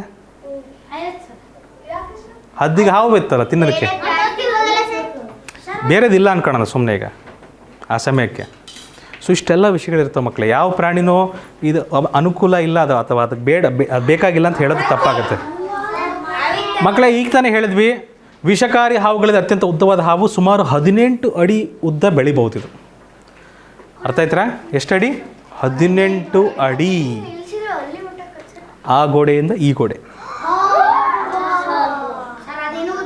ಆ ಗೋಡೆಯಿಂದ ಈ ಗೋಡೆ ತನಕ ಉದ್ದಕ್ಕೆ ನಿಲ್ಲಿಸಿದ್ರೆ ಅಷ್ಟು ಉದ್ದ ಬರುತ್ತೆ. 18 ಅಡಿ ಅಂದರೆ. ಆಯಿತಾ? ಇರಲಿ. ಕೆಲವು ಇನ್ನೂ ಉದ್ದ ಇರ್ಬೋದು. ಆಮೇಲೆ ಎಲ್ಲ ಪ್ರಪಂಚದ ಎಲ್ಲ ಹಾವುಗಳಲ್ಲಿ ಇದೊಂದೇ ಒಂದು ಹಾವು ಗೂಡು ಕಟ್ಟ ಹಾವು. ಗೂಡು ಕಟ್ಟುತ್ತೆ ಈ ಥರ. ಗೂಡು ಕಟ್ಟಿರೋದೆಲ್ಲ ಆಯ್ತದು. ಎಲ್ಲಿದೆ ಹಾವಿನ ಗೂಡು? ಅಯ್ಯೋ ರಾಮ, ಓ ಇಲ್ಲಿದೆ. ಮತ್ತೊಂದು ತೋರಿಸ್ತೀನಿ. ಹಾವು ಯಾವ ಥರ ಸೌಂಡ್ ಮಾಡ್ತೀವಿ ಗೊತ್ತಾ?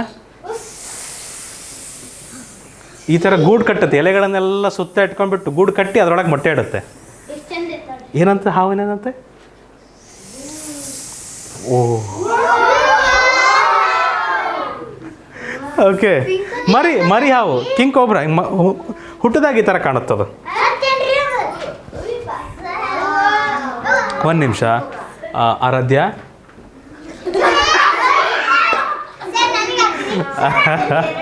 ಸೊ ಹುಟ್ಟಿದಾಗ ಈ ಥರ ಇರುತ್ತೆ, ಬೆಳೀತಾ ಆ ಥರ ಆಗ್ತಾವೆ. ಅವ್ರು ಇಟ್ಟಿದ್ದಾರೆ, ಅವರೆಲ್ಲ ಗೊತ್ತಿರುತ್ತೆ ಅವರಿಗೆಲ್ಲ ಹೆಂಗೆ ಅದನ್ನು ನೋಡ್ಕೊಬೇಕಂತೆಲ್ಲ.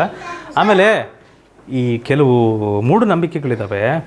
ಹಾವಿನ ಮೇಲೆ ನಾಗಮಣಿ ಇರುತ್ತೆ ಅಂಥೇಳಿ ಹಾವುಗಳನ್ನೆಲ್ಲ ಹಿಡ್ಕೊಂಡು ಕುಯ್ಯೋದು ಅಂಥದ್ದೆಲ್ಲ ಮಾಡ್ತಾರೆ. ತಲೆ ಮೇಲೆ ಇರುತ್ತೆ ನಾಗಮಣಿ ಅಂತ, ಆ ಥರ ಎಲ್ಲ ಹೇಳ್ತಾರೆ. ಅದೆಲ್ಲ ಸುಳ್ಳು. ಅರ್ಥ ಆಯ್ತಾ? ಆದರೆ ನಾಗಮಣಿ ಇರುತ್ತೆ. ಯಾವುದಕ್ಕೆ ಅಂದರೆ ವಯಸ್ಸಾದ ಹಾವಿರುತ್ತಲ್ಲ, ವಯಸ್ಸಾದ ಹಾವಿಗೆ ತನ್ನ ವಿಷ ಇರುತ್ತಲ್ಲ. ಈಗ ಹಾವಿಗೆ ಇರುವ ಏಕೈಕ ಆಯುಧ ಏನು ಬೇಟೆಯಾಡೋದಕ್ಕೆ? ತನ್ನ ವಿಷ. ಹೌದಿಲ್ಲ? ವಿಷ ಮತ್ತು ಶಕ್ತಿ ಇದ್ದಾಗ ಓಡೋಗಿ ಕಚ್ಚಿ ತಿನ್ನುತ್ತೆ. ಹಾವು ವಯಸ್ಸಾದಾಗ ಏನಾಗುತ್ತೆ? ಅದು ಓಡೋಗಿ ಬೇಟೆಯಾಡೋಕ್ಕಾಗುತ್ತಾ? ಇಲ್ಲ. ಒಂದೇ ಕಡೆ ಕುಂತಿರುತ್ತೆ. ತನ್ನ ವಿಷವನ್ನು ಹಾಗೇ ಸಂಗ್ರಹಿಸಿಟ್ಟು ಆ ವಿಷ ಏನಾಗುತ್ತೆ, ಹೋಗ್ತಾ ಹೋಗ್ತಾ ಗಟ್ಟಿಯಾಗಿ ಒಂಥರ ಕಲ್ಲು ಥರ ಆಗುತ್ತೆ. ಆಯಿತಾ? ಅದು ತಲೆ ಹತ್ರ ಇರುತ್ತೆ ಅಂತ ಹೇಳ್ತಾರೆ. ನಾನು ನೋಡಿಲ್ಲ ನಿಜವಾಗಿಯೂ. ಚಂದ್ರನ ಹುಣ್ಣಿಮೆಯ ದಿನ ಅಂಥ ದಿನ ಆ ಕಲ್ಲು ಹೊಳೆಯುತ್ತಂತೆ. ಲೈಟ್ ಬಿಡುತ್ತೆ ಸ್ವಲ್ಪ. ಆ ಲೈಟಿಗೆ ಏನಾಗ್ತದೆ, ಹುಳುಗಳೆಲ್ಲ ಹತ್ತಿರ ಬರ್ತಾವೆ. ಹುಳುಗಳು ಕೀಟಗಳೆಲ್ಲ ಹತ್ತಿರ ಬರ್ತವೆ. ಹತ್ತಿರ ಬಂದಾಗ ಅವನು ತಿನ್ನುತ್ತವೆ. ಅರ್ಥ ಆಯ್ತಾ? ವಯಸ್ಸಾದ ಟೈಮಲ್ಲಿ ಬೇಟೆ ಆಡ್ಲಿಕ್ಕೆ ಅದು ಬಳಸ್ಕೊಳುತ್ತೆ ಅಂತ ಅದೇ ಥರ ಕೆಲಸ ಮಾಡುತ್ತದು. ಎಸ್, ಈ ಥರ ಹೇಳ್ತಾರೆ.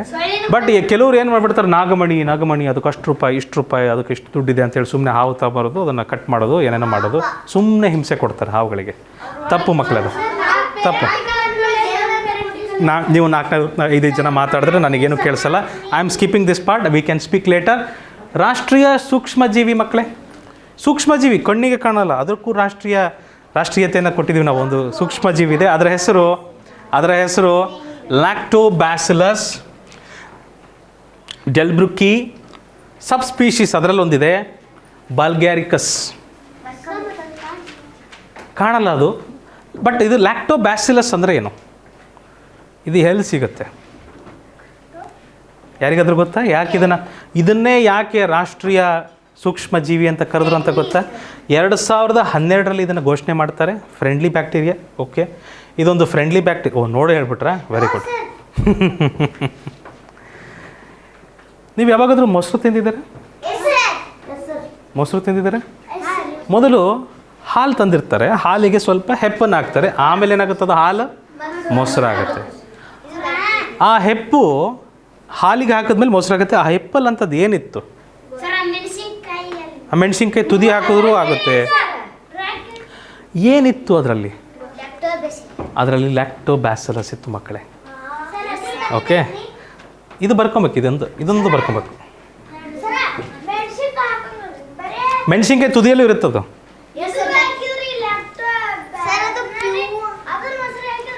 ಆಗುತ್ತೆ, ಹಾಲಿಗೆ ಹಾಕಿದ್ರೆ ಆಗುತ್ತೆ. ಮೆಣಸಿನ್ಕಾಯಲ್ಲೂ ಇದೇ ಬ್ಯಾಕ್ಟೀರಿಯಾ ಇರೋದು. ಸ್ವಲ್ಪ ಇರುತ್ತೆ, ಅದು ಬೆಳೆಯುತ್ತೆ ಆ ಥರ. ಓಕೆ, ನೀವು ಸ್ವಲ್ಪ ವೇಗವಾಗಿ ಬರಿಬೇಕು ಮಕ್ಕಳೇ. ನನಗೆ ಯಾವುದು ಬಲ್ಗ್ಯಾರಿಕಸ್ ಲ್ಯಾಕ್ಟೋಬ್ಯಾಸಿಲಸ್ ಡೆಲ್ಬ್ರುಕಿ ಸಬ್ ಸ್ಪೀಶೀಸ್, ಅದರಲ್ಲಿ bulgaricus. Okay but okay,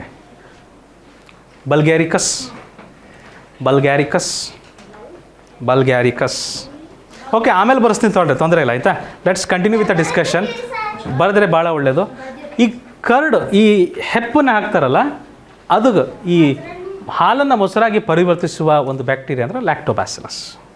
okay, good bacteria, friendly bacteria. ಆಮೇಲೆ ಮೊಸರನ್ನ ತಿಂದರೆ ನಮ್ಮ ಹೊಟ್ಟೆ ತಣ್ಣಗೆ ಆರಾಮಾಗಿರ್ತದೆ, ಖುಷಿ ಆಗ್ತದೆ. ಊಟ ಆದಮೇಲೆ ಸ್ವಲ್ಪ ಮೊಸರು ತಿನ್ನಬೇಕು. ಓಕೆ, ಯಾರ್ಯಾರಿಗೆ ಇಷ್ಟ ಮೊಸರು? ದಿಗಂತಿಗೆ ಇಷ್ಟ ಇಲ್ವಾ? ಓಕೆ, ಕೇಳಿಸಿ. ಮತ್ತು ದಿಗಂತ್, ನೀವೇನು ತಿಂತೀರಾ? ಜಿರಳೆ? ಓಕೆ, ಮಾವಿನ ಹಣ್ಣು ಅದಾದರೂ ಇಷ್ಟ ಇದೆಯಾ? Okay, very well. ಸರಿ. ಆ ಒಂದು ವೇಳೆ ನಿಮಗೇನಾದರೂ ಮೊಸರು ಇಷ್ಟ ಅಂದರೆ ಹೊಟ್ಟೆ ಸವರ್ಕೊಂಬಿಡ್ರಿ.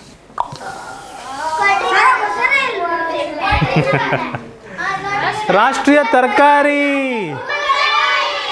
ಕುಂಬಳಕಾಯಿಗೆ ಕುಕುರ್ಬಿಟ ಮಾಸ್ಕೆಟಾ ಅಂತ ಕರೀತಾರೆ. ಕುಕುರ್ಬಿಟ, ಮಾಸ್ಕೆಟಾ ಅಂತೆಲ್ಲ ಕರೀತಾರೆ. ನಾನು ಅದನ್ನು ಮಾಸ್ಕಾಟಾ ಅಂತ ಕರಿತೀನಿ. ಅದು ವಿದೇಶದಲ್ಲಿ ಮಾಡ್ತಾರೆ. ಬಟ್ ಇದು ಮಕ್ಕಳೇ ಭಾರತದಾದ್ಯಂತ ಸುಲಭವಾಗಿ ಬೆಳೀತಾರೆ. ಕುಂಬಳಕಾಯಿ ನನಗೆ ಭಾಳ ಇಷ್ಟ. ಕುಂಬಳಕಾಯಲ್ಲಿ ಭಾಳಷ್ಟು ವಿಟಮಿನ್ಸು ಇರ್ತವೆ. ಇದರಿಂದ ಆರೋಗ್ಯ ಭಾಳ ಚೆನ್ನಾಗಿರುತ್ತೆ. ಸಂಡಿಗೆ ಮಾಡ್ತೀರಿ? ಹಲ್ವಾ ಮಾಡ್ತಾರೆ, ಸಂಡಿಗೆ ಮಾಡ್ತಾರೆ, ಜ್ಯೂಸ್ ಮಾಡ್ತಾರೆ. ಪಾನ್ ಕಾರ್ಡ್ ಮಾಡ್ತಾರೆ ಸರ್, ತಿಂತಾರೆ. ಹೌದು. ಸರ್ ನಾನು ನೀ ನತದೃಷ್ಟವಂತ. ನಾನು ಬೈ ದ ವೇ, ನಿಮ್ಮ ನೆಚ್ಚಿನ ತರಕಾರಿ ಯಾವುದು? ಭಾಳ ಇಷ್ಟವಾಗೋ ತರಕಾರಿ ಯಾವುದು? ಎಸ್ ಸರ್, ನನಗೆ ಪೊಟ್ಯಾಟೊ. ಪೊಟ್ಯಾಟೊ, ಕ್ಯಾರೆಟು, ಟೊಮ್ಯಾಟೊ, ಹಾಗಲಕಾಯಿ, ಓಕೆ, ಹೀರೆಕಾಯಿ. ನನಗೆ ಯಾವ್ದು ಇಷ್ಟ ಅಂದರೆ ನನಗೆ ಬೆಂಡೆಕಾಯಿ ಭಾಳ ಇಷ್ಟ. ಅಲ್ಲ ಸಾರಿ, ಬೆಂಡೆಕಾಯಿ ಅಲ್ಲ, ಉದ್ದ ಬರುತ್ತಲ್ಲ ನುಗ್ಗೆಕಾಯಿ. ನುಗ್ಗೆಕಾಯಿ ಏನೋ ನುಗ್ಗೆ ಮರ ಇದೆಯಲ್ಲ ಮಕ್ಕಳೇ, ನುಗ್ಗೆ ಸೊಪ್ಪು, ನುಗ್ಗೆಕಾಯಿ, ಇದೆಲ್ಲ ಪೋಷಕಾಂಶಗಳ ರಾಜ. ಅದು ಎಲ್ಲ ವಿಟಮಿನ್ಸು, ಎಲ್ಲ ಪ್ರತಿಯೊಂದು ಮಿನರಲ್ಸ್ ಇರುತ್ತೆ ಅದರಲ್ಲಿ. ಓಕೆ, ಇರುತ್ತೆ ಬಟ್ ಕಡಿಮೆ ಇರುತ್ತೆ. ರಾಷ್ಟ್ರೀಯ ಪ್ರತಿಜ್ಞೆ, ನ್ಯಾಷನಲ್ ಪ್ಲೆಡ್ಜ್. ಭಾರತವು ನನ್ನ ದೇಶ, ನಾವೆಲ್ಲ ಭಾರತೀಯರು, ಸಹೋದರ ಸಹೋದರಿಯರು. ಕೇಳಿದಿರಾ? ಈ ಪ್ರತಿಜ್ಞೆ ಮಾಡ್ತಾರೆ ಗೊತ್ತಲ್ವಾ? ಈ ಪ್ರತಿಜ್ಞೆ ಬರೆದವರು ಯಾರು? ಮಕ್ಕಳೇ ಗಲಾಟೆ ಮಾಡಬೇಡಿ ಪ್ಲೀಸ್. ಸಾನ್ವಿ. ಓಕೆ, 1962ರಲ್ಲಿ PV ಸುಬ್ಬರಾವ್ ಅವರಿಂದ ಇದು ರಚಿತವಾಯಿತು. ಯಾರಿದು ಬರೆದದ್ದು? ಯಾರಿದನ್ನು? PV ಸುಬ್ಬರಾವ್. ಇವತ್ತಿಗೂ ನಾವೆಲ್ಲರೂ ಅದನ್ನೇ ಓದ್ತೀವಿ. ಇದನ್ನು ಹೇಳಬೇಕಾದ್ರೆ ನಾವು ಎದ್ದು ನಿಂತು ಕೈಯನ್ನು ನೇರವಾಗಿ ನಿಂತು ಕೈಯನ್ನು ಈ ಥರ ಮುಂದೆ ಚಾಚಿ ನಾವು ಪ್ರತಿಜ್ಞೆ ಮಾಡ್ತೀವಿ. ಪ್ರತಿಜ್ಞೆ ಇಂಗ್ಲೀಷಲ್ಲಿದೆ. India is my country, all Indians are my brothers and sisters. I love my country and I am proud of its rich and varied heritage. I shall always try to be worthy of it. I shall give my parents, teachers and all elders respect and treat everyone with courtesy. To my country and my people I pledge my devotion. In their well-being and prosperity alone lies my happiness. Jai Hind. So, ಇಲ್ಲಮ್ಮ ಸಾಕು ಆಮೇಲೆ ಹೋಗೋಣ. ಸಾನ್ವಿ ಮಕ್ಕಳೇ, time ಭಾಳ ಆಗ್ತಾ ಇದೆ. ರಾಷ್ಟ್ರೀಯ ಹಬ್ಬಗಳಿದಾವೆ ಮಕ್ಕಳೇ. ಒಟ್ಟು ಎಷ್ಟು ರಾಷ್ಟ್ರೀಯ ಹಬ್ಬಗಳಿದಾವೆ ಯಾರು ಹೇಳ್ತೀರಾ? ಎಷ್ಟು? 4? ಯಾವ್ದು? ರಿಪಬ್ಲಿಕ್ ಡೇ, ಹಾ. ಆಮೇಲೆ ಇಂಡಿಪೆಂಡೆನ್ಸ್ ಡೇ. ಹಾಂ, republic day, independence day. Okay, ಇನ್ನೆರಡು ಯಾವುದು ಹೇಳಿ? ಇನ್ನೆರಡು ಯಾವುದು? Independence day, republic day, Gandhi Jayanti, ಮತ್ತೆ ಹಾಂ ಹೇಳಿ. Children's day. ಹಾಂ, ಅರೆ ನಾಡ ಹಬ್ಬ, ಅದು ನ್ಯಾಷನಲ್ ಹಬ್ಬ ಅಲ್ಲ. ಓಕೆ, ಸರಿ. ಒಂದಂತೂ ಇಲ್ಲಿ ಕೊಟ್ಟಿದ್ದೀವಿ. ಇಂಡಿಪೆಂಡೆನ್ಸ್ ಡೇ, ಸ್ವಾತಂತ್ರ್ಯ ದಿನಾಚರಣೆ ಯಾವ ದಿನ? ಆಗಸ್ಟ್ 15. ಗಣರಾಜ್ಯೋತ್ಸವ ದಿನ ಜನವರಿ 26. ಸ್ವಾತಂತ್ರ್ಯ ಸಿಕ್ಕ ದಿನ ಸ್ವಾತಂತ್ರ್ಯ ದಿನಾಚರಣೆ. ಅವತ್ತು ನಮ್ಮ ಸ್ವಾತಂತ್ರ್ಯ ಹೋರಾಟಗಾರರ ತ್ಯಾಗ, ಬಲಿದಾನ ಅದನ್ನೆಲ್ಲ ನಾವು ಸ್ಮರಿಸ್ತೀವಿ. ಗಣರಾಜ್ಯೋತ್ಸವ ದಿನ ಏನಾಯಿತು? ಸಂವಿಧಾನವನ್ನು ಅಂಗೀಕರಿಸಿದ್ವಿ, ಜಾರಿಗೆ ಬಂತು ಅವತ್ತು ದಿನ. ಹಾಂ, ಸಂಗೊಳ್ಳಿ ರಾಯಣ್ಣ ಸತ್ತ ದಿನ ಜನವರಿ 26. ಎಸ್. ಹಾಂ, ಬರ್ತ್ಡೇ ಇದೆಯಾ? ಅಡಾಪ್ಟ್ ಆಗಿದ್ದು ದಿನ. Yes, national youth day. Correct. ನಾವು 12 ಬಗ್ಗೆ ಓದ್ತಾ ಇಲ್ಲ, 26 ರಾಷ್ಟ್ರೀಯ ಹಬ್ಬಗಳು. ಒಂದು ಹಬ್ಬ ಸ್ವಾತಂತ್ರ್ಯ ದಿನಾಚರಣೆ, ಇನ್ನೊಂದು ಗಣರಾಜ್ಯೋತ್ಸವ, ಇನ್ನು 3ನೇದು ಗಾಂಧಿ ಜಯಂತಿ.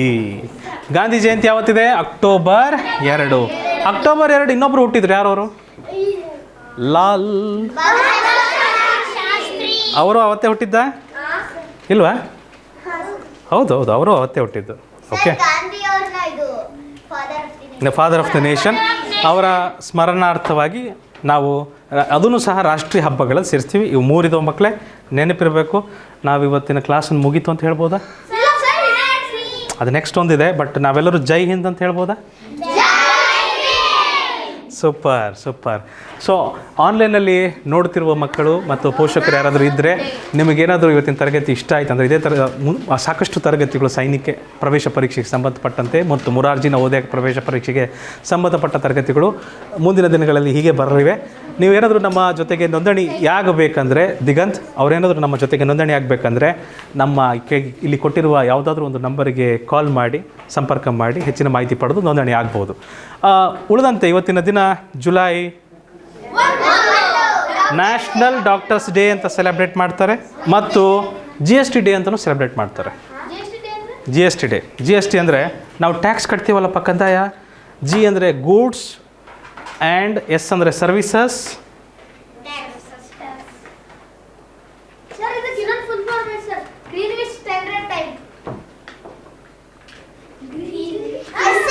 ವಾ goods and services tax, goods and services tax, GST.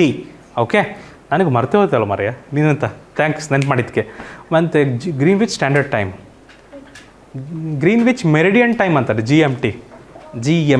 ಅದು okay, Indian Greenwich meridian time. Okay, ಇದಕ್ಕೆ IST ಅನ್ಬೋದು, ಇಂಡಿಯನ್ ಸ್ಟ್ಯಾಂಡರ್ಡ್ ಟೈಮ್ ಅಂತ. ಸ್ವಲ್ಪ ಸೌಂಡ್ ಮಾಡಿಬಿಡಿ. ಪೃಥ್ವಿ ಕಲ್ಕೆರೆ, ತಾವು ಪ್ರತಿದಿನ ಮಾಡ್ತಾ ಇರ್ತೀರಿ, ಇವಾಗ ಮಾಡಿಬಿಡಿ ಪ್ಲೀಸ್, ಥ್ಯಾಂಕ್ ಯು. ಇವತ್ತು ನ್ಯಾಷನಲ್ ಡಾಕ್ಟರ್ಸ್ ಡೇ ಅಂತಾರೆ ಮಕ್ಕಳೇ.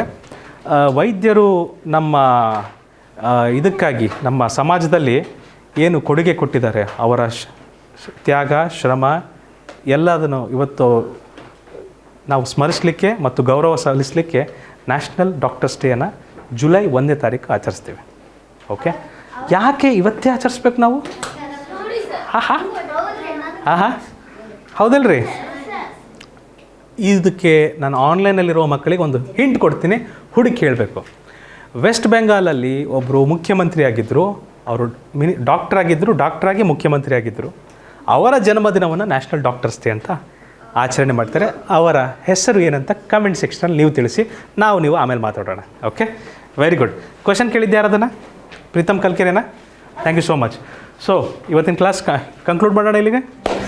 ಇವತ್ತಿನ ತರಗತಿಯಲ್ಲಿ ಇಲ್ಲಿಗೆ ಮುಗಿಸೋಣ. ಮುಂದಿನ ತರಗತಿಯಲ್ಲಿ ಇದಕ್ಕೆ ಸಂಬಂಧಪಟ್ಟಂಥ ರಸಪ್ರಶ್ನೆಗಳು ಕಾಯ್ತಾ ಇದ್ದಾವೆ, ಅವನ್ನ ನಾವು ಮುಂದಿನ ತರಗತಿಯಲ್ಲಿ ನೋಡ್ತೀವಿ ಅಂತ ಹೇಳ್ತಾ ಇವತ್ತಿನ ತರಗತಿ ಇಲ್ಲಿಗೆ ಮುಗಿಸ್ತಾ ಇದ್ದೀವಿ. ನೆನಪಿಡಿ, ಈಸಿ ಪೀಸಿ ಕ್ಲಾಸಸ್ ನಿಮ್ಮ ತರಬೇತಿ.